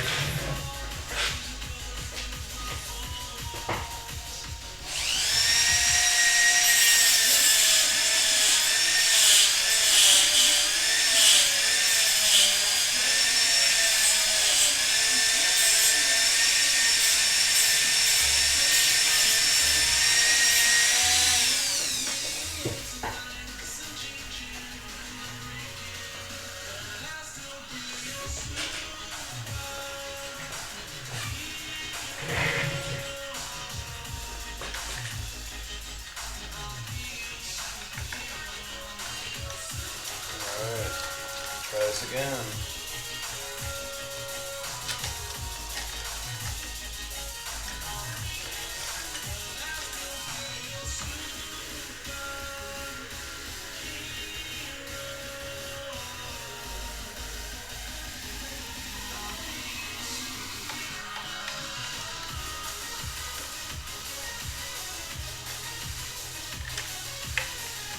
You have to cut a bit of this away.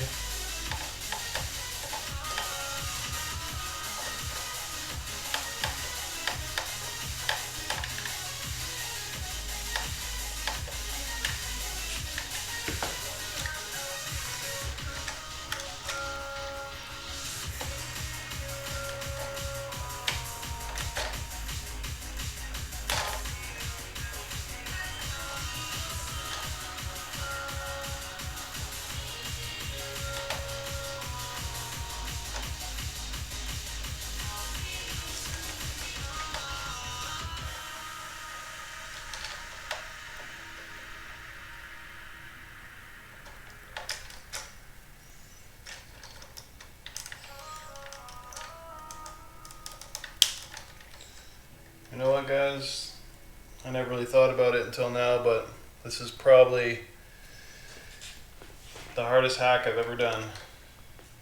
Most challenging. I mean, the power glove hack was pretty challenging, but this is, I guess, 2 robots and a platform all in one.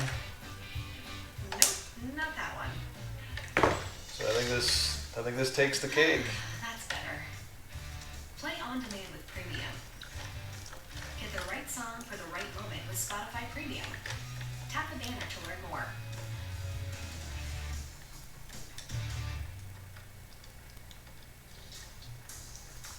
Did you know that Spotify makes a playlist every week just for you? Every Monday you get a fresh playlist of 30 songs based on others that you love. It's called Discover Weekly, and you can play it right now. But remember, the playlist changes every week, so when you hear something that pricks up your ears, hit the heart button to easily find it again. Tap the banner to start discovering.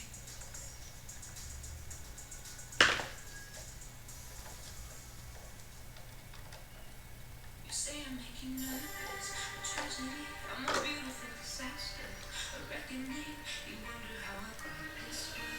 Almost in there.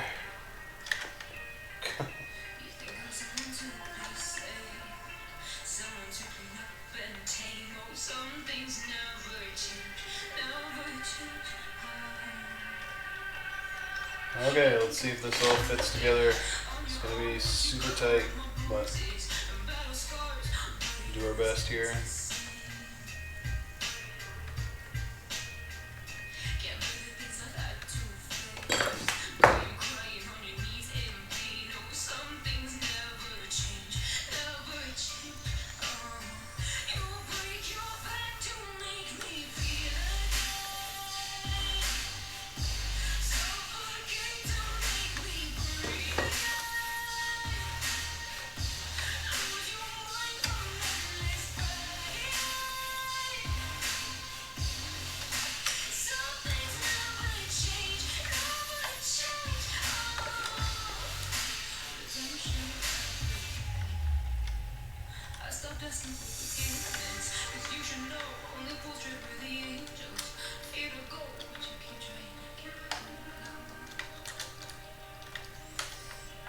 Oh, we're close. We're so close here.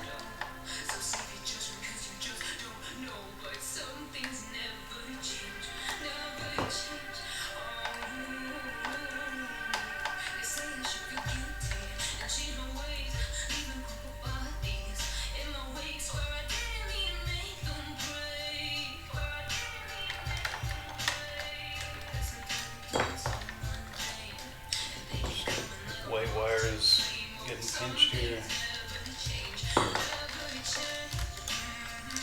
Oh. Okay. So very close. And this sensor has to drop down a little bit further. We need to cut away a little bit more plastic, I think.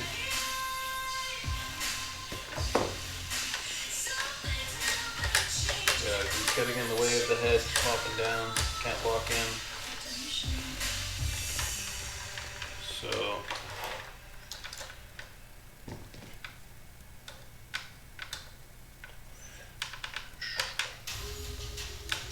yeah, I'll have to cut a bit more plastic on this side and a little tiny bit more on the other side.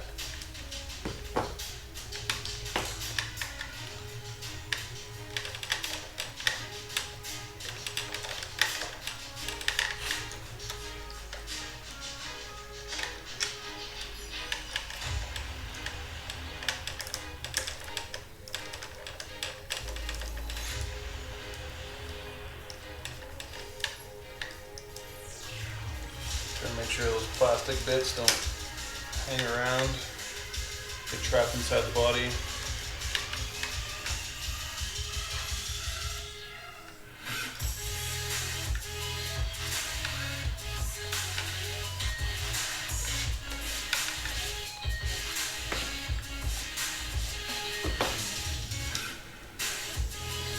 You know what? I can actually get the sensor.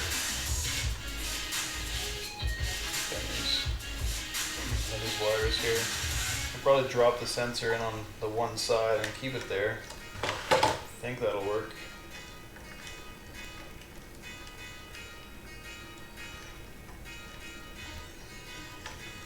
Might be able to just hot glue it in place.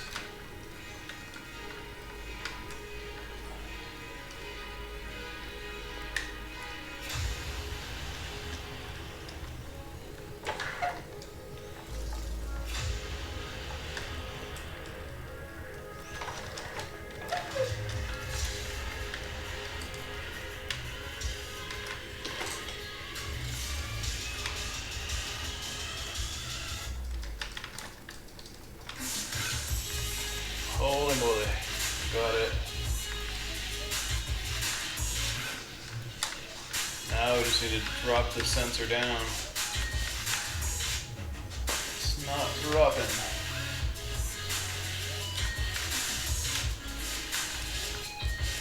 So close.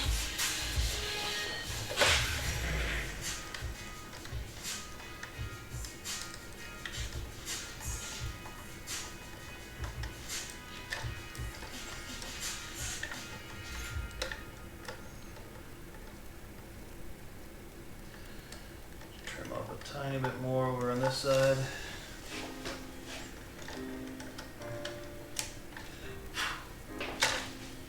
It's difficult.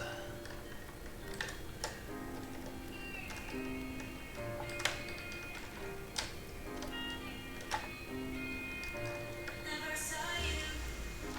He's gonna be back in afternoon. It's gonna be tight. I know that you feel like me too. Don't be afraid. Give me your love, baby, give me your hand now, and that is my goal with you anyway. Try to clean this up a little tiny bit with the file. Wish you could take me away, but not that would happen today. Give me love, give me all, give me all you can. I feel like I'm away. Yeah, that's definitely pretty ugly over here. But not that would happen today. Baby, I just want you to say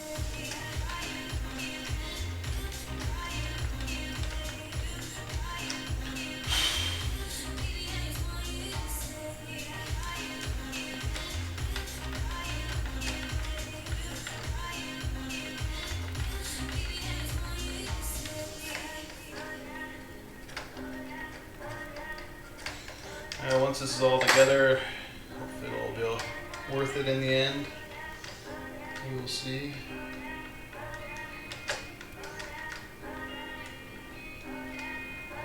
never saw you. He's gonna be back in afternoon. It's gonna be tight. I know that you feel like me too. Don't be afraid.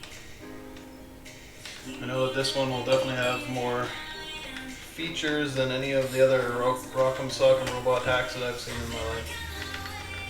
I wish you could take me away, but not that would happen. I just hope it works as well as the other ones. Give me all you can. I feel like I'm away. I wish you could take me away, but not that would happen today. Baby, I just want you to say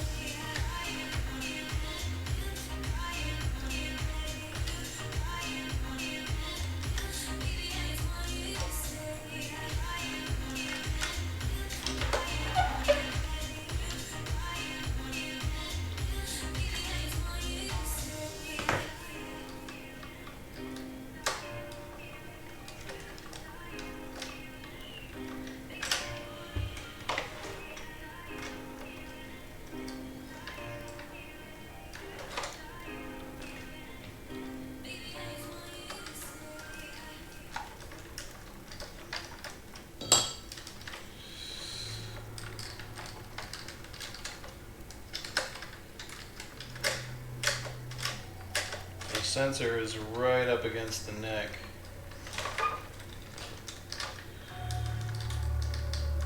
It would be nice to have a little bit more clearance.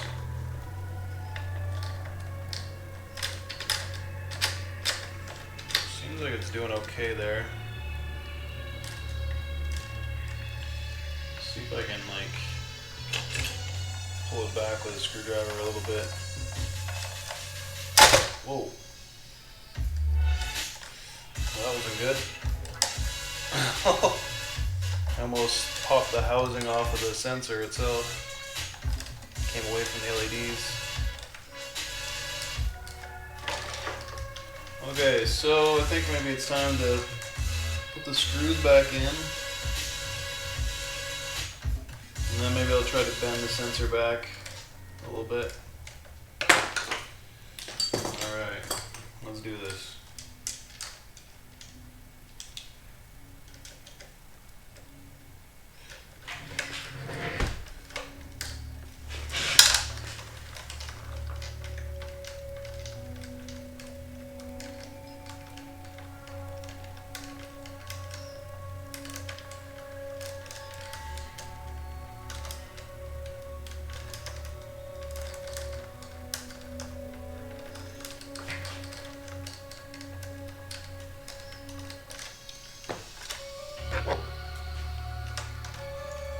I think I'll have to get another screwdriver a second.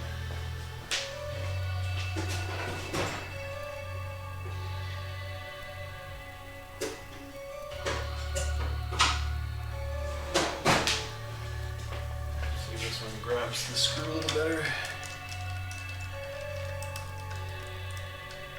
There we go.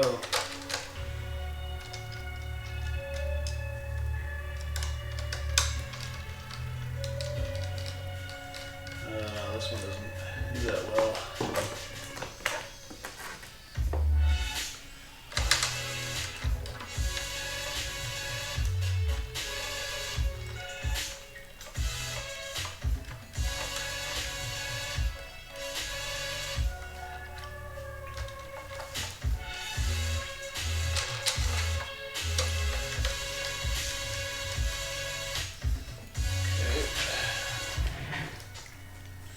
Last screw in his front of his chest here.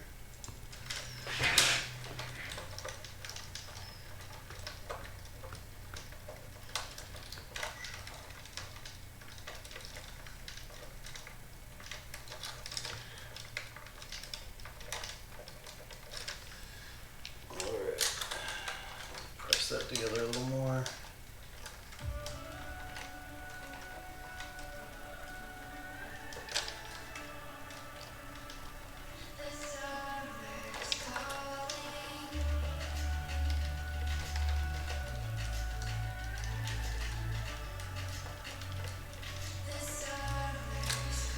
There, that's as much as it will go.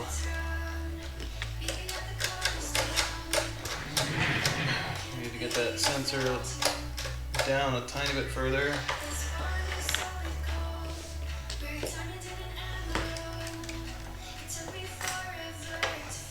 But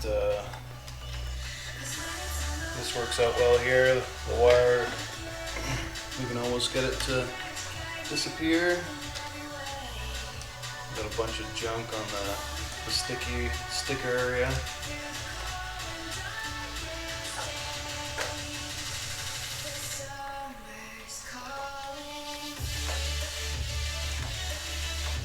And there we go. It's not too visible.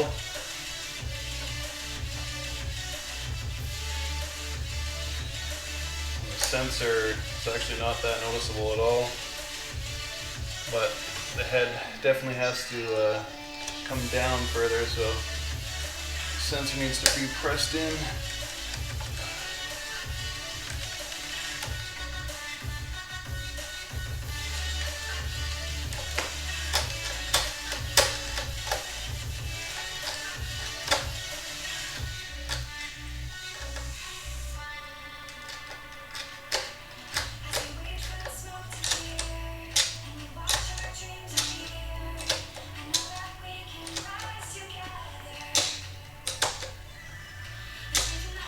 Oh yes. So there needs to be a little bit of space between the sensor and the neck. Otherwise the neck can't go back and lock in place. So I may have to do quite a bit of work to get that sensor in the right place.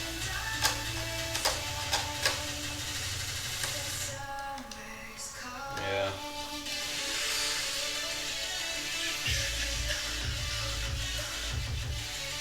Well, I could sink it down quite a bit further, I think, if I sacrifice the screw hole here.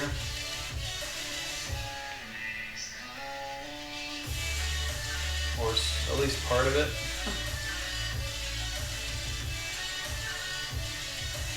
You know what? I never really thought about it, but I could put the sensor on this side of the neck. You see, I don't know if you can see from there, but the neck is actually offset a little bit. It's off to one side. So if I put the sensor over here, it would probably work out beautifully. It's just sad that I made so much cutaways there, but I think that would actually be ideal. I'll put the sensor on that side.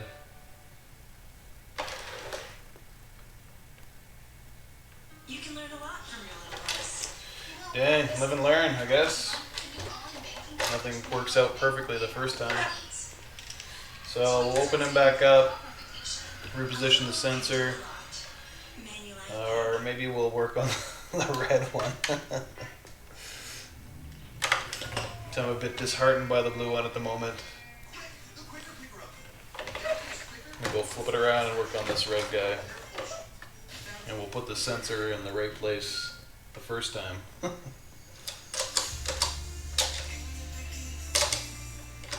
We're just gonna have to watch the side of this the robot's, that geared section there doesn't catch on the sensor. Actually, I don't think it will. I think this is all stabilized by its own internal little body that it has.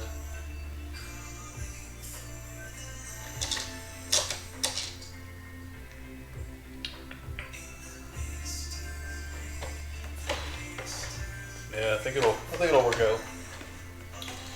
All right, where's the other sensor that I had? There it is.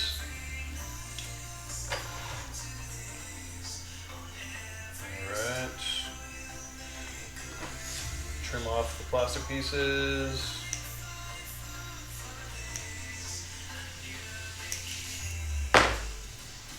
Tie the cathodes together, or the emitter and the cathode. Those will go to ground.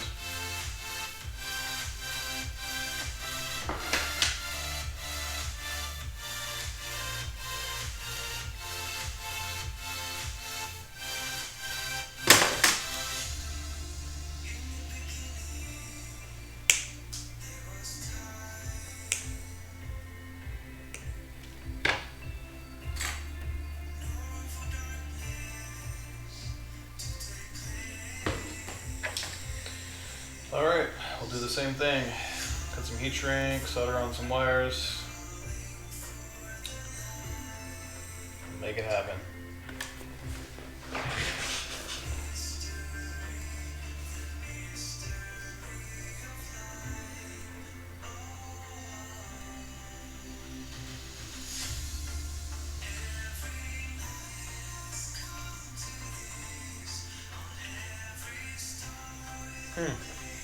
Interesting.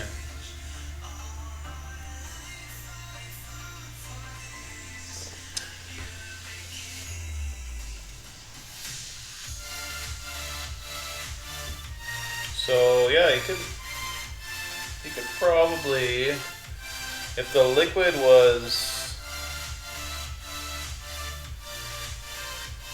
would the liquid be transparent, or would the liquid have a color to it? So I'm thinking you could do something with like one of these like reflective sensors, or infrared reflective sensors on the outside of the container.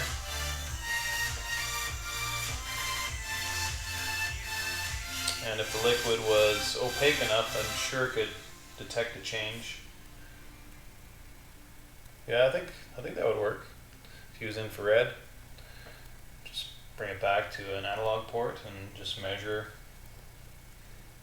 I guess if you have the, let's say this was the container, you have the sensor on the side, it's like hot glued onto the side, and then it gets a certain value the whole time until the liquid drops low enough, and then it can detect that it's empty because it'll be a different value. Otherwise, you could do something like 2 pieces of wire. I've seen that before. Like some people do like a round wire like that. And you can take the wire and put like a little ring at the bottom of the container and like run it all the way out and like solder it to a wire or whatever. And you can detect that, I guess you have to have 2 wires, one on either side, I guess, of the container on the inside. Just like a moisture detection sensor, I guess. You have just 2 probes. You can just do like really skinny, tiny wires. And then, once the liquid's gone, then there's no shorting more, I guess. A couple of different options there. Alright, where's our wire strippers?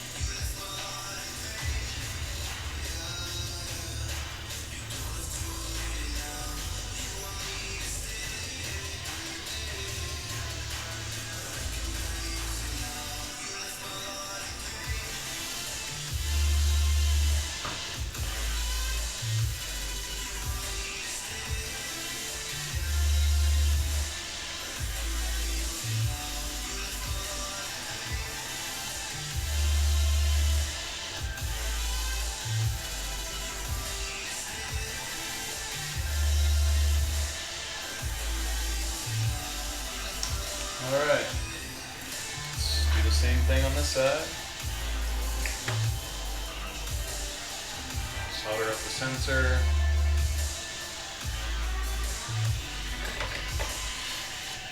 Run the wires through the body. I'll just have to cut away some plastic down here in this section and then up here by the head.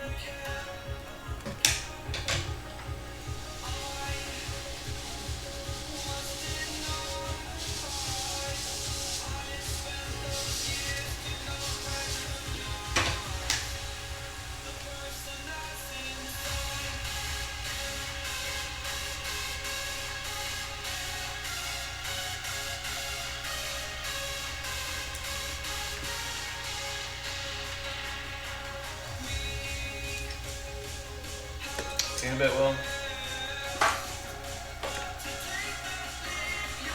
My buddy James said he's probably gonna join the live stream.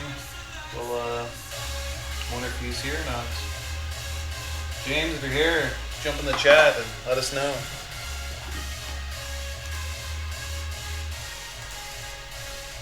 Oh ho! Looks like we have 7 people watching, so could be. He could be him.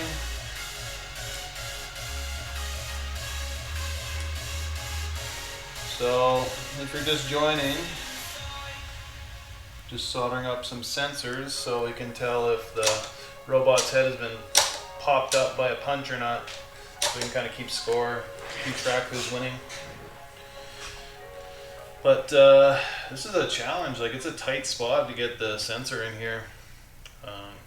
I'd have to take away a bit of plastic on the midsection here. do some work on the midsection. I need to do that too in real life. Oh, Rhythm of the Night. This is a classic.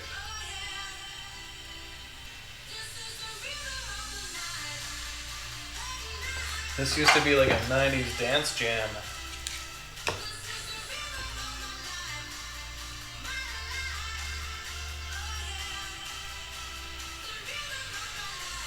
Oh yeah, we should pump the music.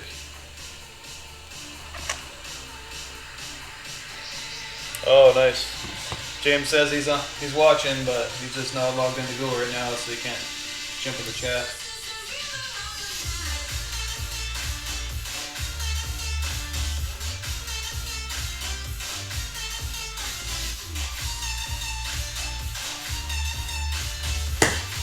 Alright.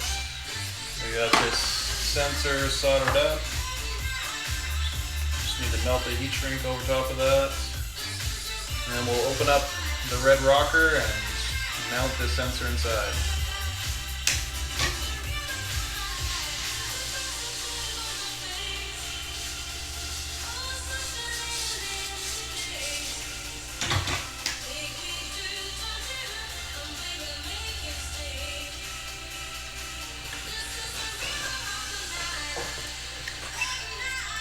Yeah, this is kind of fitting, this song. It's like, I'm a guy that's kind of trapped in the 90s. I still wear 90s streetwear. I skateboard like a 90s skateboarder. And I guess I listen to 90s music as well, so. Just a 90s kind of guy. It's a 90s kind of night. Working on the Rock'em Sock'em robots. I don't know what era they come from actually. Is it the 70s, 80s, or is it the 90s? Somebody look it up. I'm curious. When were the Rock'em Sock'em robots originally made?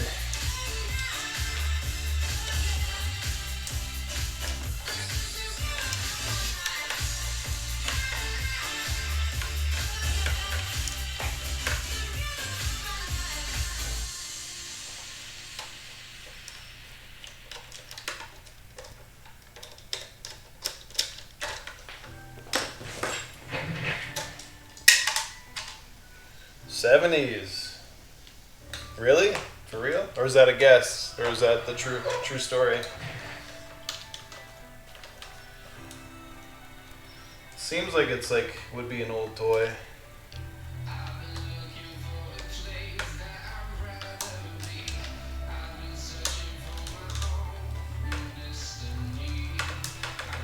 Alright, the red rocker is coming apart.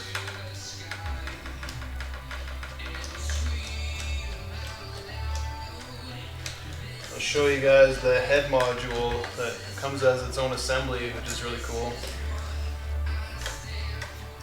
And then these arm pieces are stuck because there's a little bar that goes up the body and then attaches to the arm, so they don't go very far.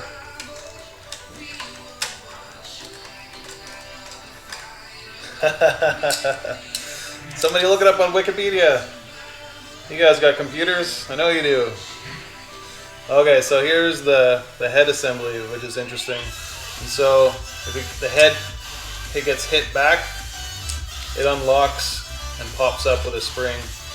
And then there's this little gear assembly right in here that spins and lifts it up like up and down. You can kind of, I think the gear assembly is there for two things, the locking portion and also to keep it kind of straight as it goes up. Doesn't go all weird. But yeah, I love that it's all in one assembly. It's great. That means there's no springs that are flying everywhere, getting in my way and making things tough. So it's beautiful. All right, just like the last time, we're gonna have to do some plastic cutting. Get some pliers. Do a bunch of snipping.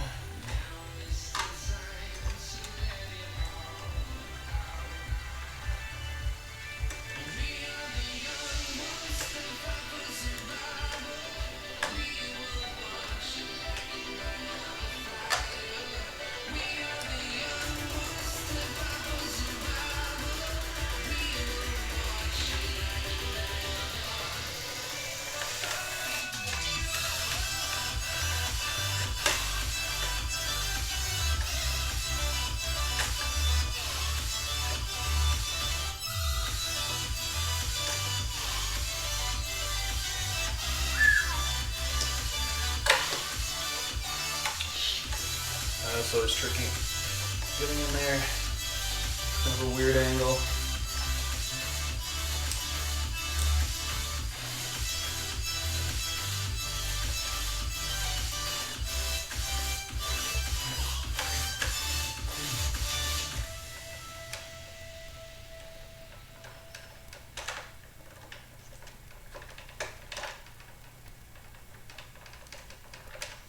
Kevin noticed a huge gap in the market for tiny trees. If he started a bonsai nursery, how should he sell his plants to the masses?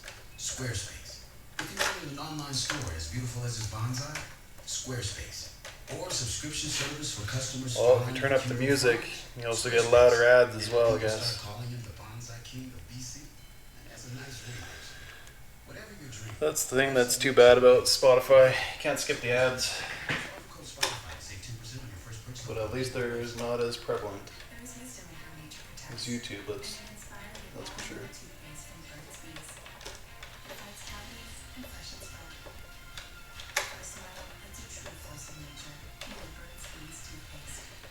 Okay, I think we're good there. Now we have to worry about up in this section.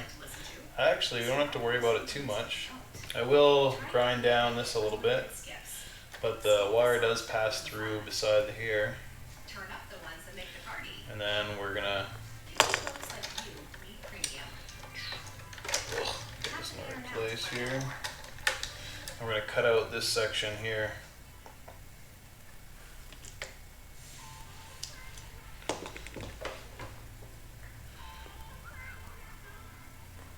Actually, we'll just kind of measure this out a little bit.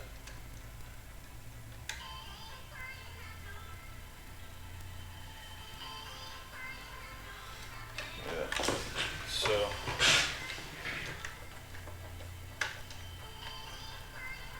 cut away as close as we can to the back here.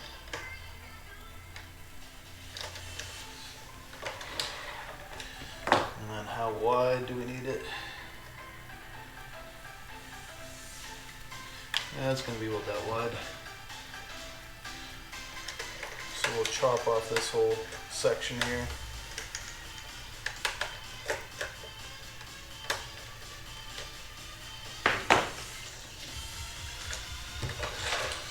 Okay, so we'll do a bit of shaving down on here, and then we'll see how it all fits.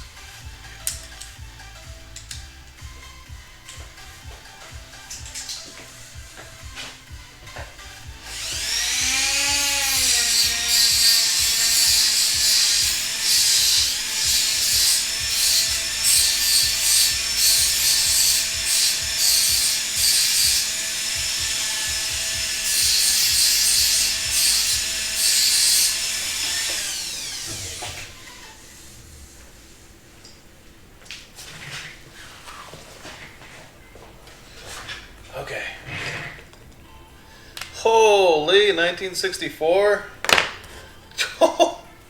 Yeah, it's Mattel, I'm pretty sure.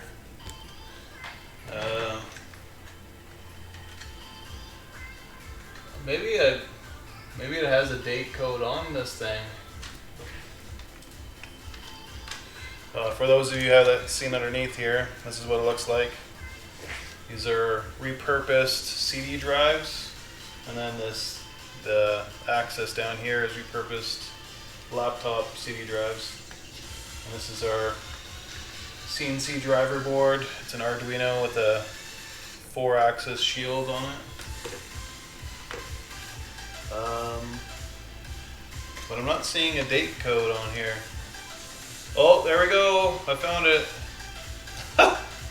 Well, this one is a lot. I think this is a reissue because this is 2001 Mattel. So, yeah.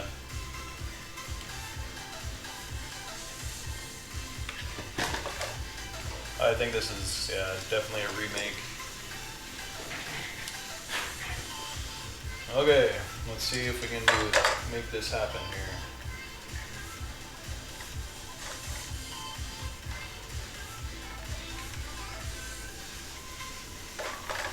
Thanks for looking there, RoboRad. I appreciate that.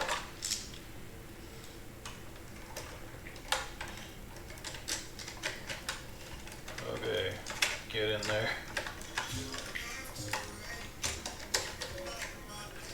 Robot surgery.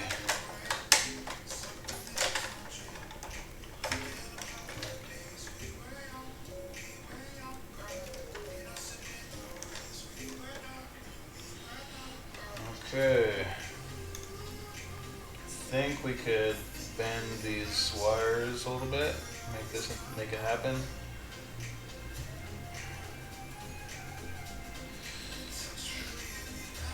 So the wire runs along this side, because we made some space for it.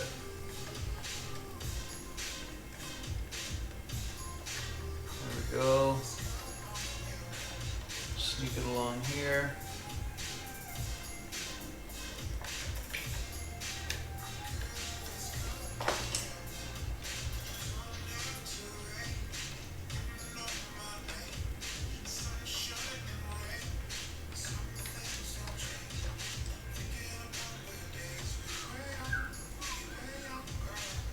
Actually, maybe I'll just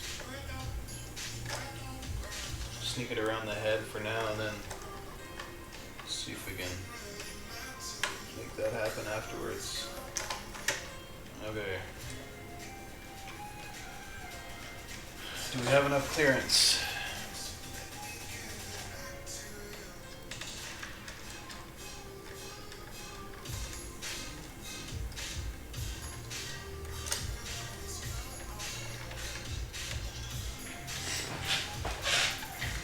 We need a tiny bit more clearance.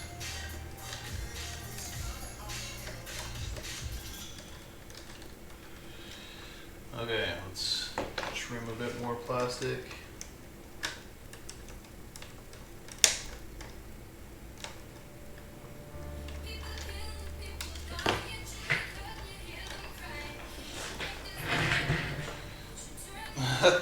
This is kind of funny. Where is the love? Kind of like EDM version, I guess. Okay. Alright, sensor, get in your home.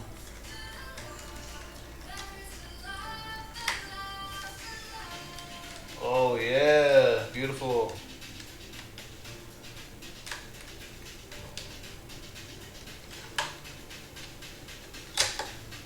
Yes, success. I think we all got it. Let's pull down some more of that wire.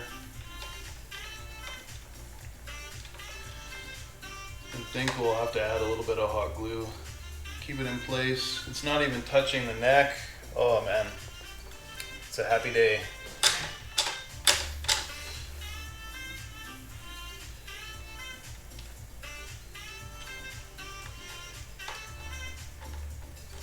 Glad that worked out. much better on the red one than on the blue one. That's the way it goes though. Okay, so let's put the screws back in there.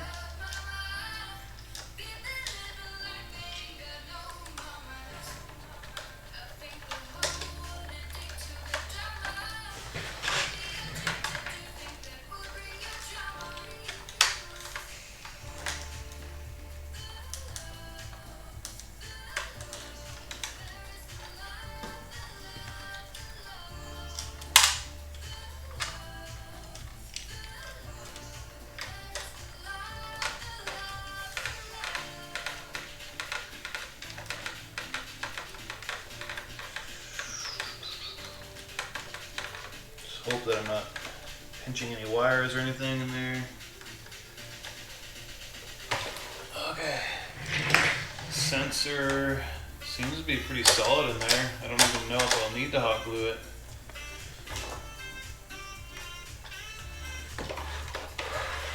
Can't forget about the screw in the chest here.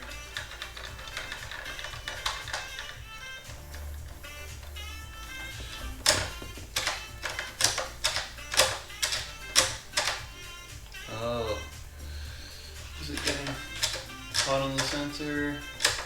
No, we're good.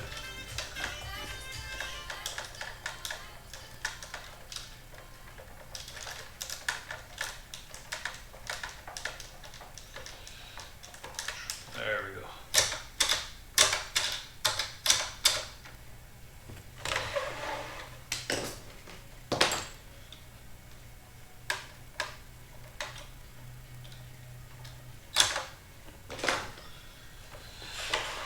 Okay.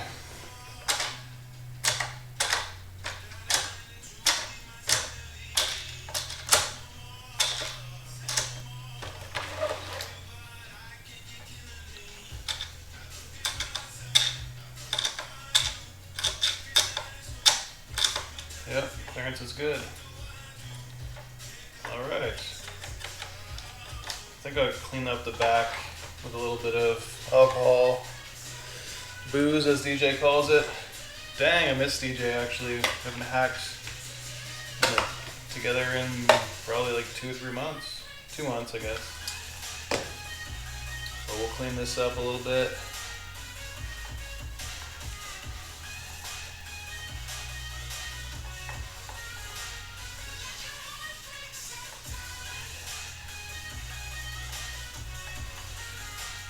And then we'll put the red rocker. Actually, I'll heat up the adhesive again just a little bit, and we'll put the red rocker sticker back on the back.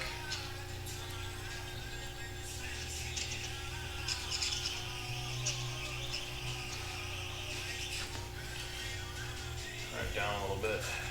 Doesn't have to be that high. Okay, that's good.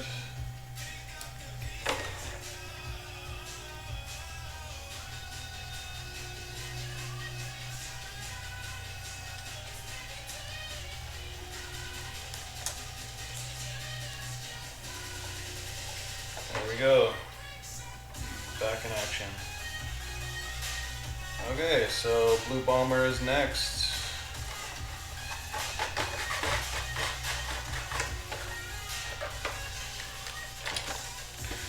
Gotta go back inside, change the orientation of the sensor, cut away some plastic,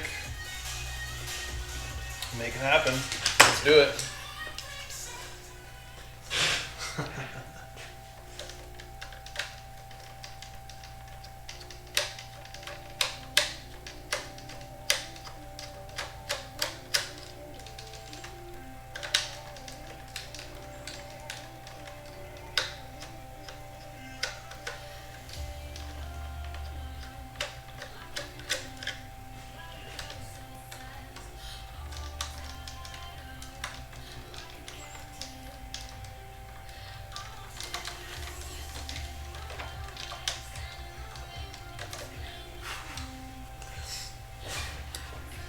I think that Field of Dreams quote, if you build it, they will come, I think is another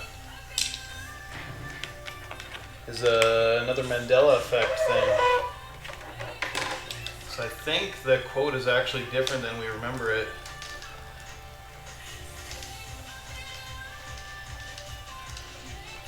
I think it says like if you build it, he will come, and I think it was like referring to Babe Ruth, if I'm not mistaken. The great Bambino.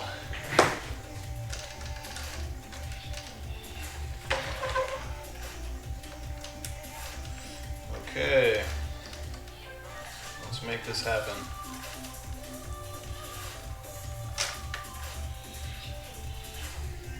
Bend it to one side.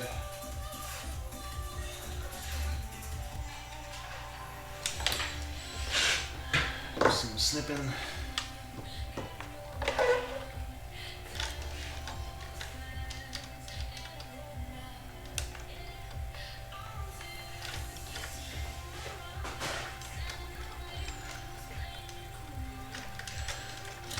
Get the head out of the way.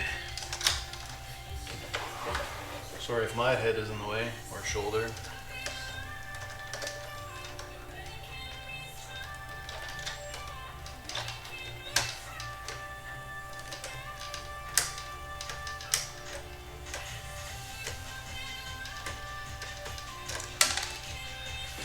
There we go. Okay.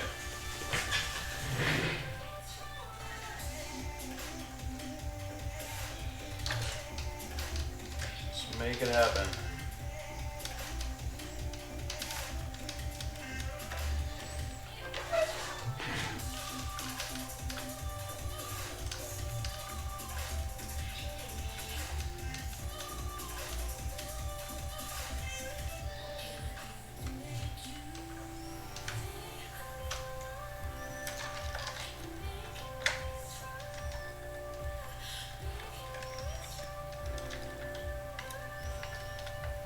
Okay.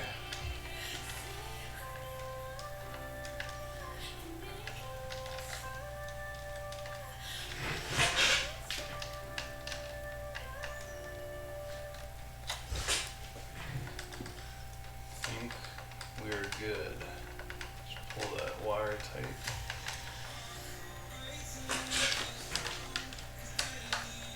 Oh man, this is much easier the second time around.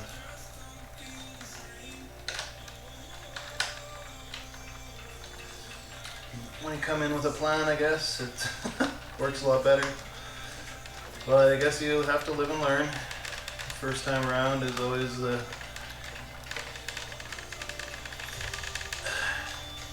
first attempt, I guess.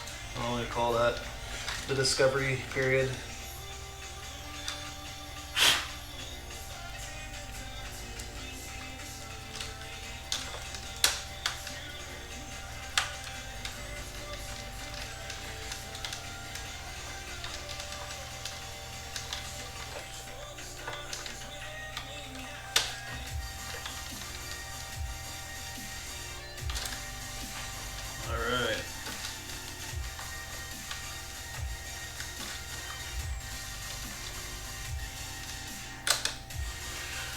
There.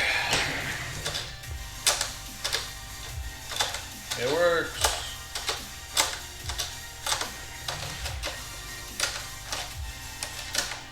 I think it's rubbing against the sensor a little tiny bit.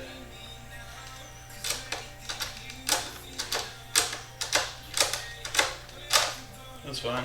It'll work.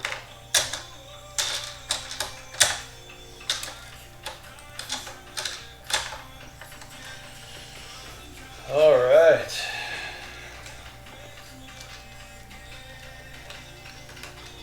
So, kind of hide that wire down like that. Oh, so many bits of plastic all over this thing. Let's give it a little testing. Oh yeah, and then we need to reapply the sticker. Forgot about that. So, a little bit of alcohol on here, clean up the dirtiness. Put my fingerprints all over the sticky part. Alright, there you go.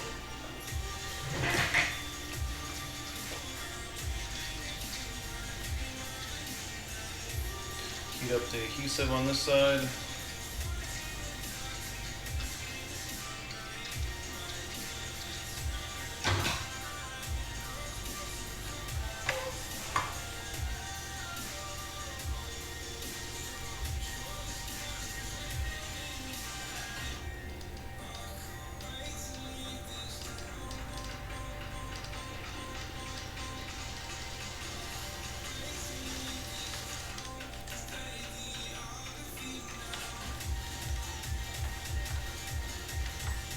Alright, Blue Bomber is back in action. Whew! I need a drink.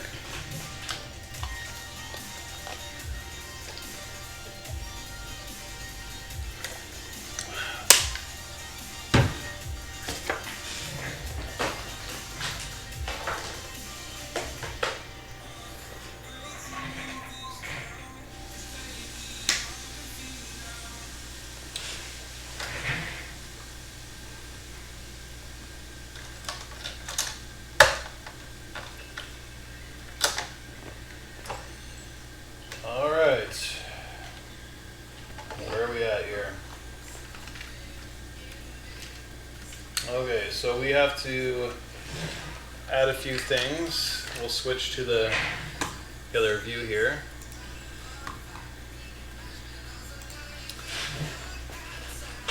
We will have to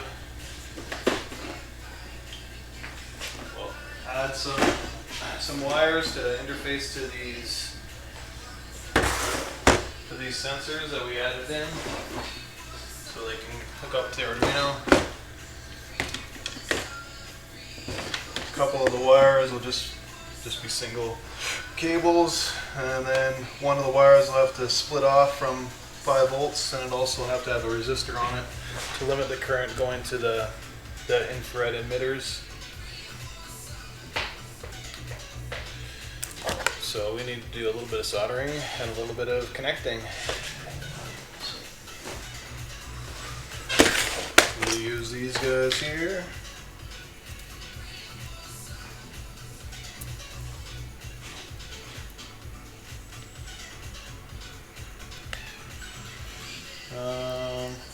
Yeah, let's do orange, red, and brown.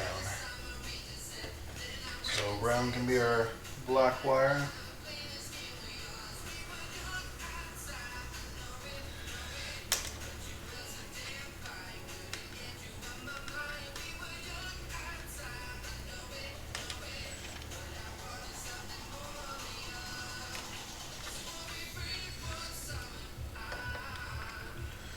Okay, so they're analog pins.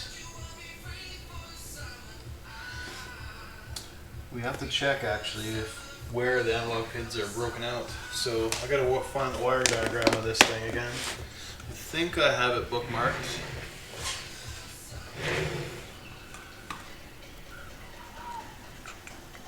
I do not have it bookmarked, but I think I saved it somewhere. Let's have a quick look. Oh yeah, look, it's Inception. Picture of me of a picture of me. Alright, let's go. It's CNC Shield version 3.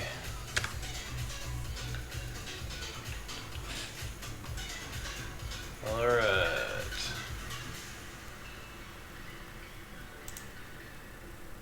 I think this was the good stuff here. Shows you how to assemble it. Yep.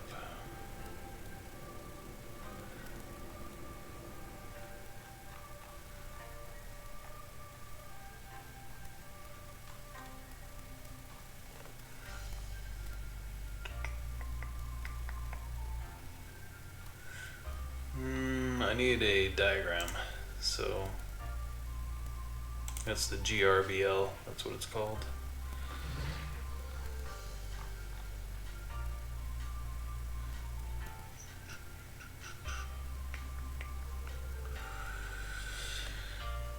Software, firmware, no, don't need any of that. Versions.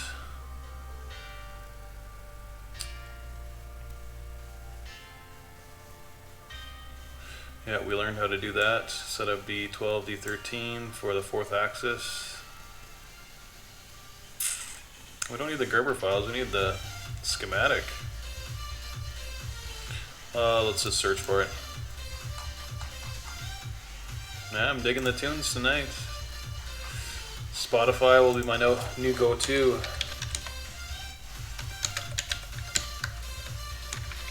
There. There it is.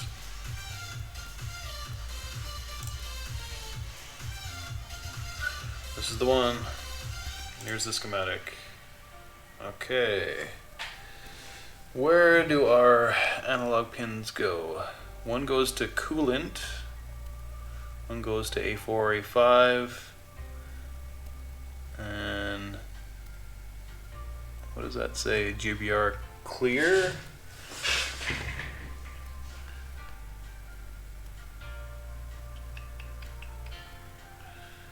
Cool enable, is that? No, it says cool ent.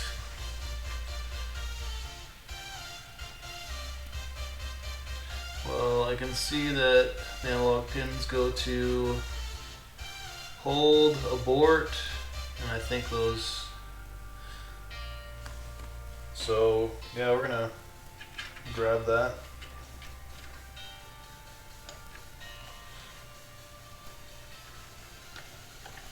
So that's A0 and A1 are going to hold and abort. I don't think I see hold or abort on these pins here.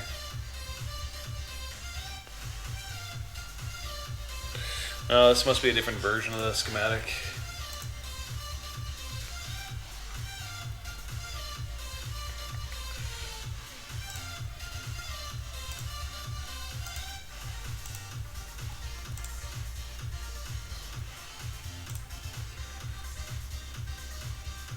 Yeah, this is the same thing, just bigger.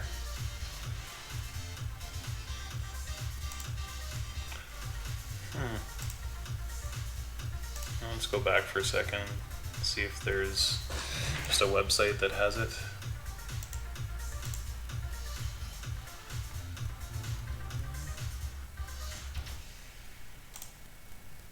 No, this looks promising. You can learn a lot from your little voice. No, if we save $100 a month, the new all-in banking package. It's the same thing. Dell. So we can start saving for a proper vacation. Okay. So that didn't help very much. I should have just looked at the PCB to begin with. Okay, let's get back to doing some work here. Now we need to apply 5 volts through a resistor to each one of those, each one of these guys. So, while I'm here, I'm just going to hot glue this.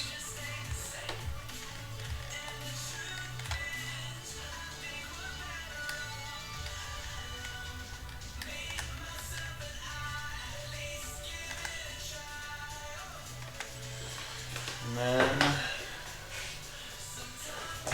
let's make a splitting wire.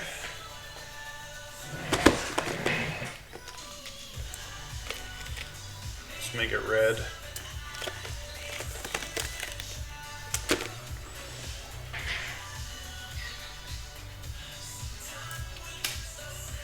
Okay, let's transition over to this guy here so you guys can see what's going on. So basically what we need is 2 male plugs to go to each of the wires that go to the emitter side of those sensors. We need a resistor on here, and we need a female side to go to the pins, the +5 pin. So we'll need that as well.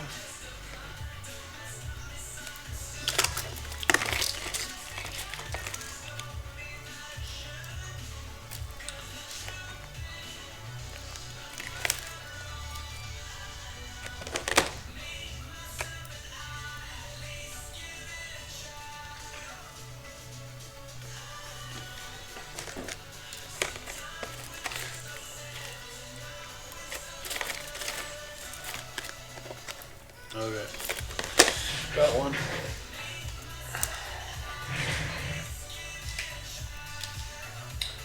And since we're going to be giving it 5 volts and emitters, they can take quite a bit actually. But let's check the data sheet just in case. I'll show this to you here. So let's see what it can handle. Forward current of 60 milliamps. So if we calculate that out, 5 volts divided by 60 milliamps, that could be an 83 ohm resistor. So we're gonna probably, let's make it 100 ohms. We don't want to drive that much current through it. So 5 divided by 100, I think that's 50 milliamps. Yes, that's correct. Maybe we'll go even higher. We don't need to drive that. That's a crazy amount of current to go through those. Let's do like 150 ohm. I think I have that.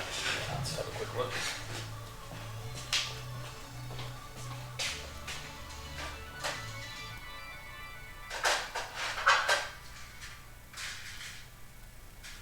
I don't, but I have two 20 ohm. And if I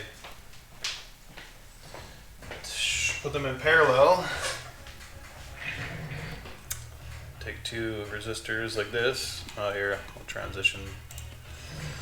Take two resistors like this, and you twist them together. It's kind of like a, a candy twist almost. They're in parallel. Beautiful. And this, since we're driving a lot of wattage through these resistors, it's probably good that we have two of them that can spread out the heat. Okay, let's make this happen. I'm gonna put this metal plate down so I don't melt my bench.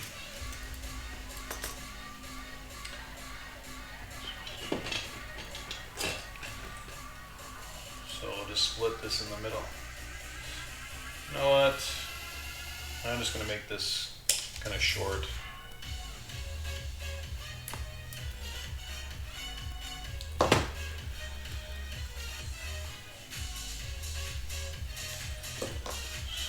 Cut that off.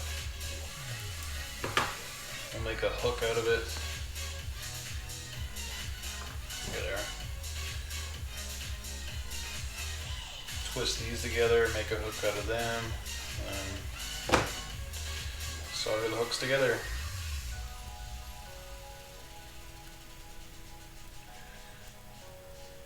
Arr, it's Captain Hook. I was just watching Once Upon a Time, the TV show, last night, and there was a lot of Captain Hooks in it, so it's in the forefront of my mind.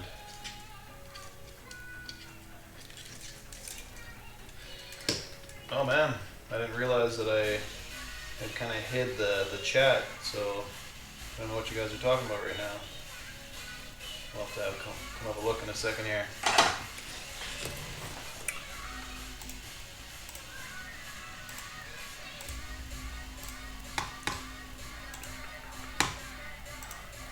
Oh, there we go.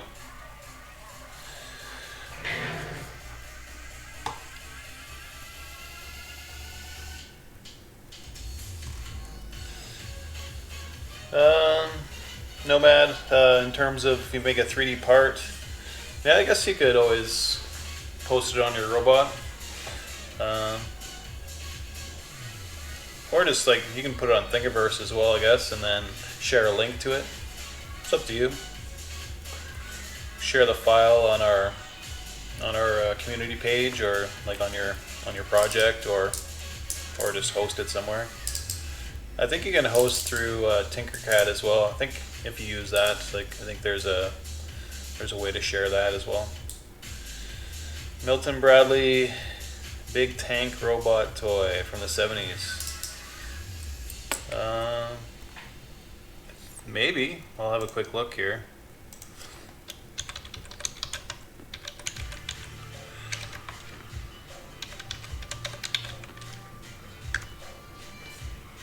Oh yeah, I remember that thing. Here, I'm gonna switch the view here.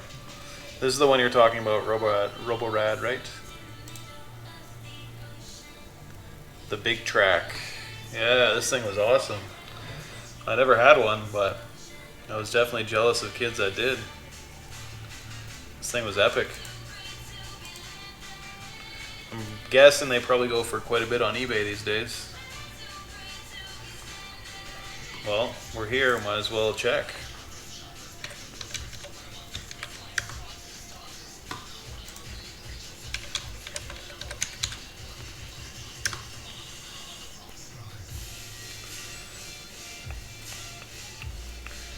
Not bad, not bad. This one's broken. 40 bucks. This one's still bidding. Oh dang, that shipping though. That's shipping will get you. Holy moly. Just one wheel is 13 bucks. Just the manual is $24. Canadian, we should say. 50% working. Oh, $72 of shipping. Holy moly. Yeah, I guess that 30 bucks shipping looks much better now. Now that you see $70 shipping. Crazy. Well, let's switch the scene back here. Wow, that tank is really cool, but pretty pricey even for broken ones. So it'll be like 60 bucks Canadian for a broken one, so it's definitely an investment.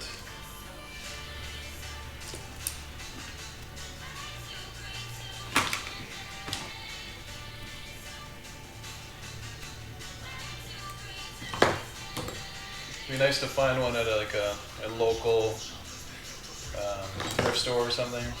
It'd be quite the find, that's for sure.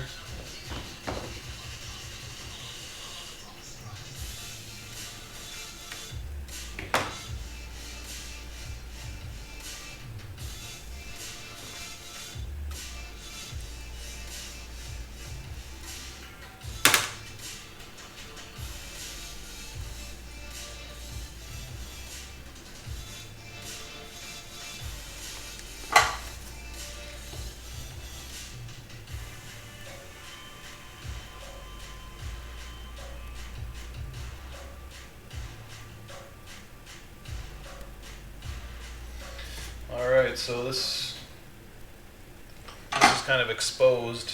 There's a lot of solder joints that are exposed here. Yeah, don't burn yourself. Don't touch something you just soldered, probably not a good idea. So we're going to put some heat shrink over that.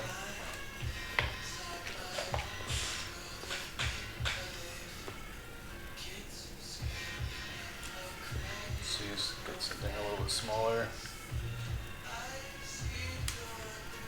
Yeah, that'll work.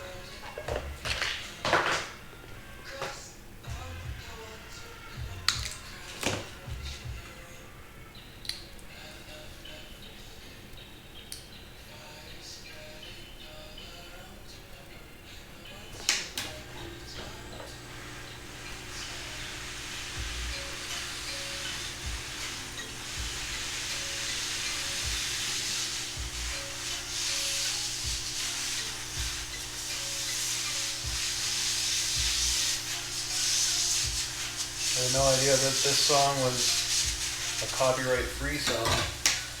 I've heard it a bunch of times on different websites and memes and that kind of thing. But I guess it's a copyright-free song, so you can use it anywhere.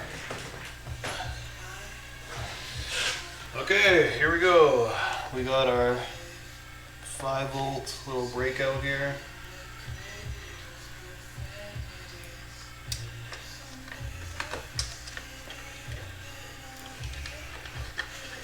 Alright, fish this wire through. Actually, we'll hot glue this as well. Wait a second, you can't even see what I'm doing here. I apologize. Alright, we'll transition over.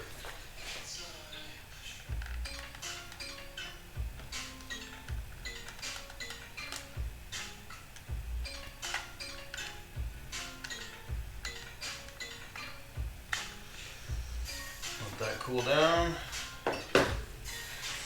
This is where I put our little spliced piece here. We'll hot glue that together, might as well.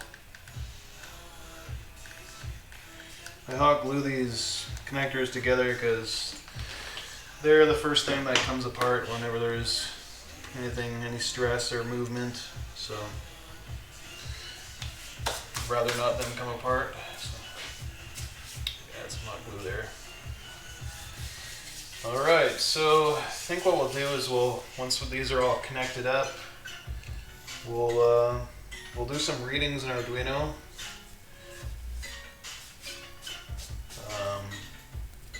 See if they're working properly. We will possibly do some movements with Arduino as well. See if we can get the homing action on the limit switches working as well. And then I think that'll be it. Holy man, it's 10:15 already? That's insane. Okay, so maybe we won't do all of that, but we will do some. I definitely want to check to see if the sensors are working out right.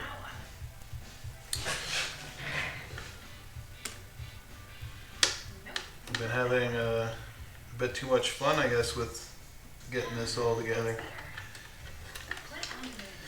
Lost track of the time. Hit the right song at the right moment with Spotify Premium. Tap the banner to record. Okay. Red wire will go to here. Brown to ground. And then orange will go to the abort pin. Abort, abort. I think will be A1. Okay, let's hot glue that together.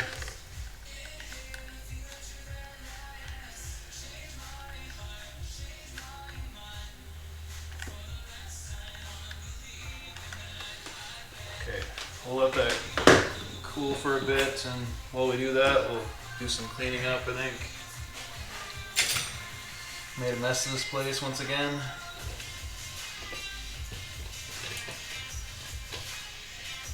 Holy, is it that late? Or early, I should say? 6:14 in the morning? It's nuts. I guess you're on the other side of the world. I forgot about that. Well, I appreciate you waking up so early to watch the live hack, Nomad. That's pretty amazing. Are you in, I want to say Belgium, but I may be wrong. Netherlands? No, I mean like, oh no, not, I mean like Amsterdam? The city of Amsterdam in the Netherlands? Maybe I'm wrong about that.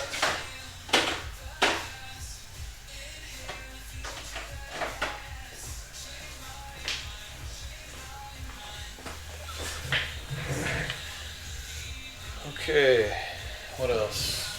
Put some of this stuff away. Yeah, I guess you're a night owl just like me. Yeah, it is Belgium, nice. I was right the first time.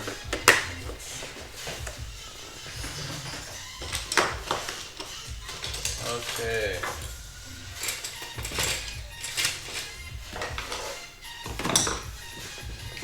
Definitely made a large mess.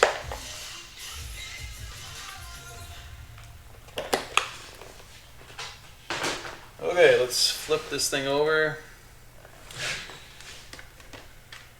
Tuck the wires in a little bit.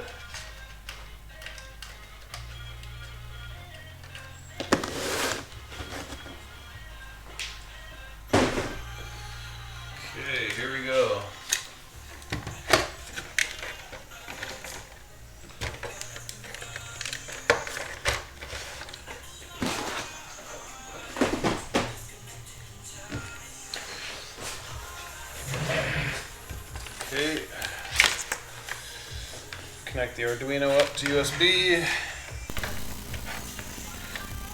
Connect these up.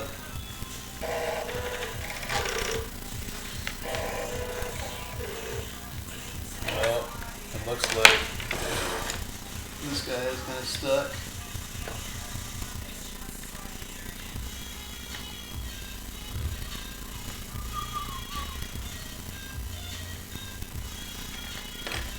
The red rocker is moving around pretty good, with the blue bomber not moving so much. Oh, there we go.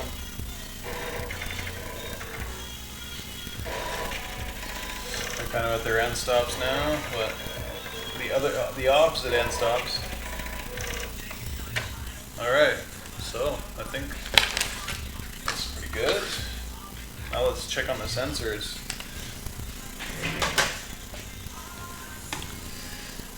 Okay, so let's boot up Arduino here.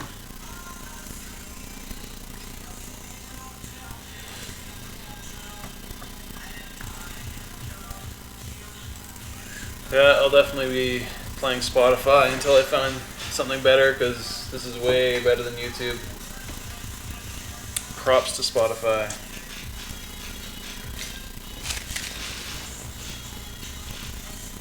And this is like the free version of Spotify. Okay, so let's switch our view here. You can see the code. I don't know why I have this, not the view of my face, but the view of my hand down here. Kind of funny. Maybe I'll change that next time, but if I close OBS, I won't be able to continue streaming on the same stream, so we'll just leave it as it is for now. So this is our test code for the stepper motors. We have our X, Y, Z, and A axes motor drivers. I've been changing this value, changing things a little bit, making it a little slower, so that with stepper motors, it seems like if you go a little slower, you get more torque. So I've been doing that.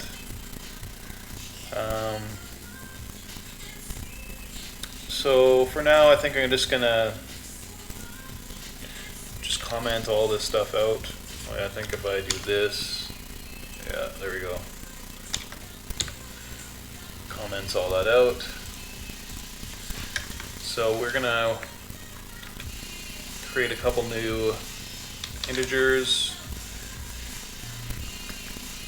Actually, I think I can put in our setup. Int, let's go analog, or let's just call it like sensor 1, sensor 2. Oh, sensor red, sensor blue, how about that?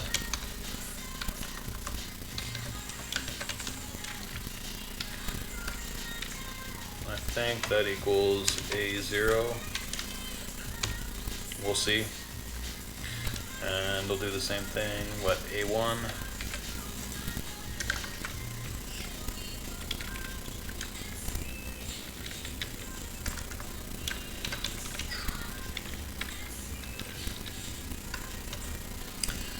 Okay, and then we go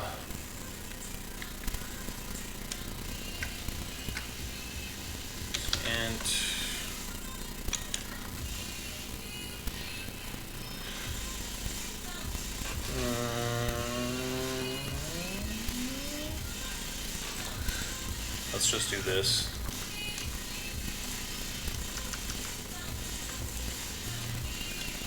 Sensor red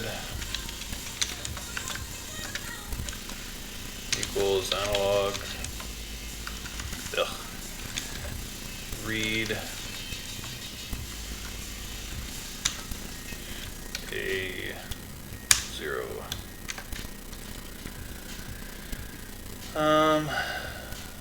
Let's just check something for a second. Maybe I don't have analog read with the proper capitals or something. Sketchbook, examples, analog. Analog input.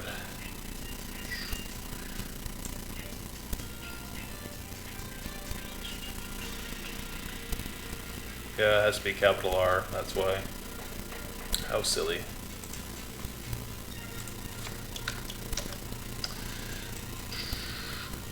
Okay.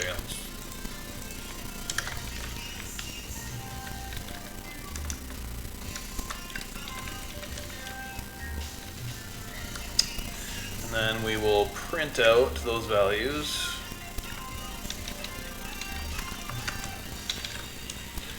Print out sensor red. Same with sensor blue.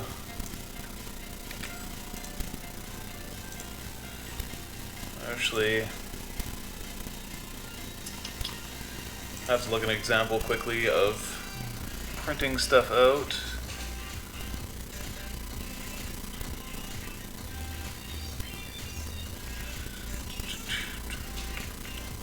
I know there is one. Communication, serial.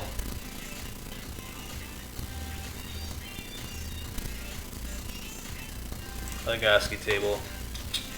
It prints a bunch of stuff out, I'm pretty sure. Oh yes, there we go. Serial print line. So I'm guessing I could just do print line.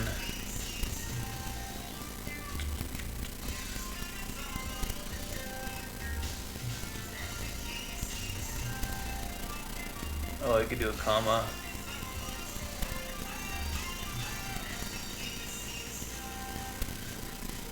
Oh, I think, so what I was thinking of doing is going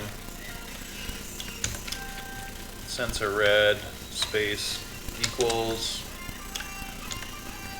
actually put a space there, and then we'll print line sensor red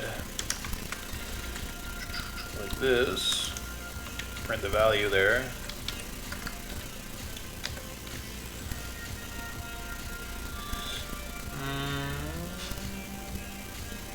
Sure, let's do that.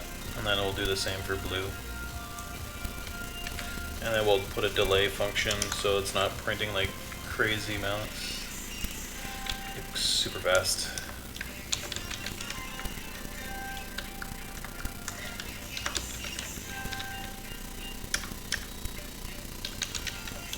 Delay for 1 second.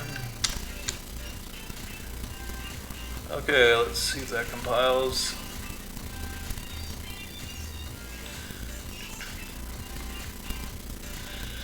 Oh, I think it wants me to do this.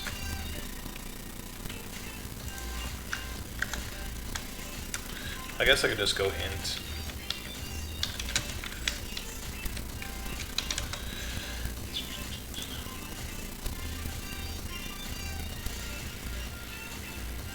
Print was not declared in the scope. What the heck?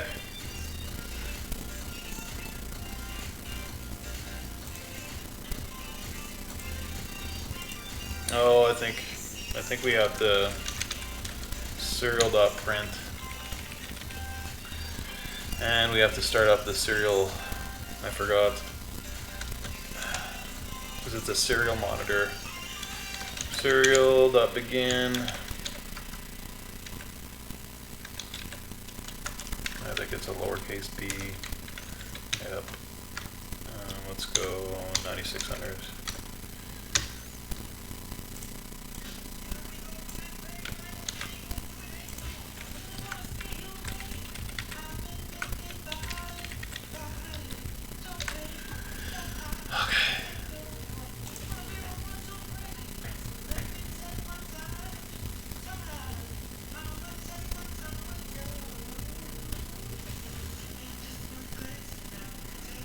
Okay, let's upload that, open up the serial monitor, and we'll see what comes out. Okay, 0.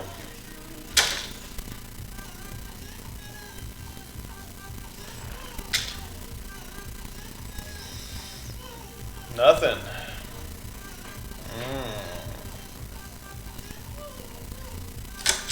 So either I'm not hooked up to the right pins, or sensors aren't working properly. We can verify that by, we can shut that down.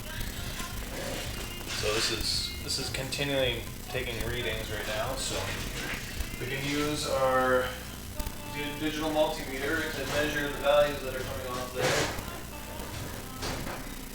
and see if there's actually voltage going to those sensors. Alright, let's transition over here so you guys can see what's going on. You see that readout? Sorry about the glare. Okay, I'll flip this guy over. And let's see if we are...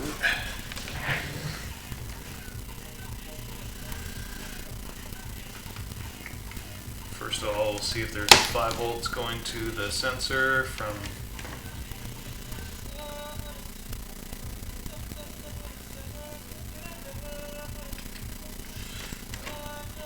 Okay.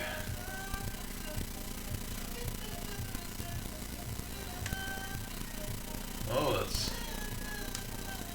1 volt going to the sensor.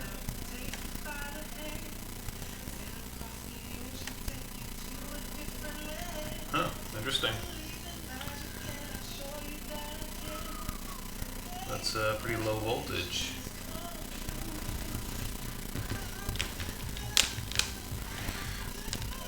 And actually, let's see if there's any voltage coming back. We should see some reflection. At least a tiny bit, at least.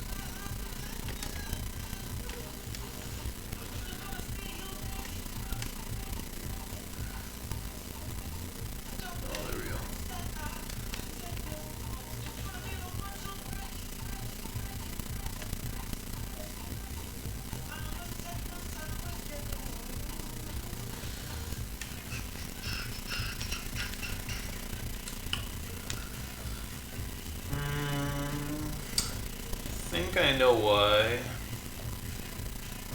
I think it's because I put the cathode and the emitter tied together, possibly. I might have to look up. No, we'll see. I'll have a quick look.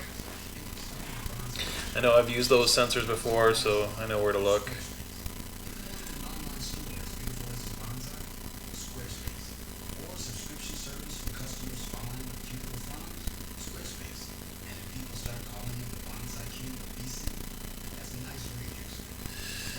Okay. Let's have a quick look at the line sensor that I made.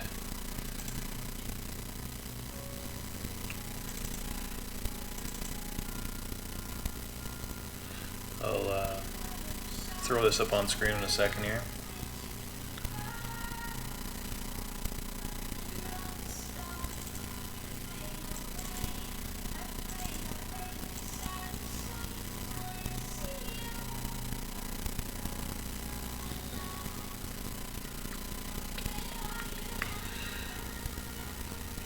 Okay, let's transition to here. I'll show you, I'll zoom into this if I can.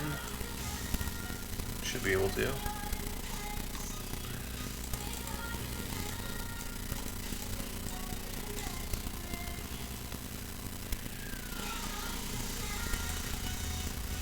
So this is how I implemented the sensors before, cathode and emitter to ground, so that's correct.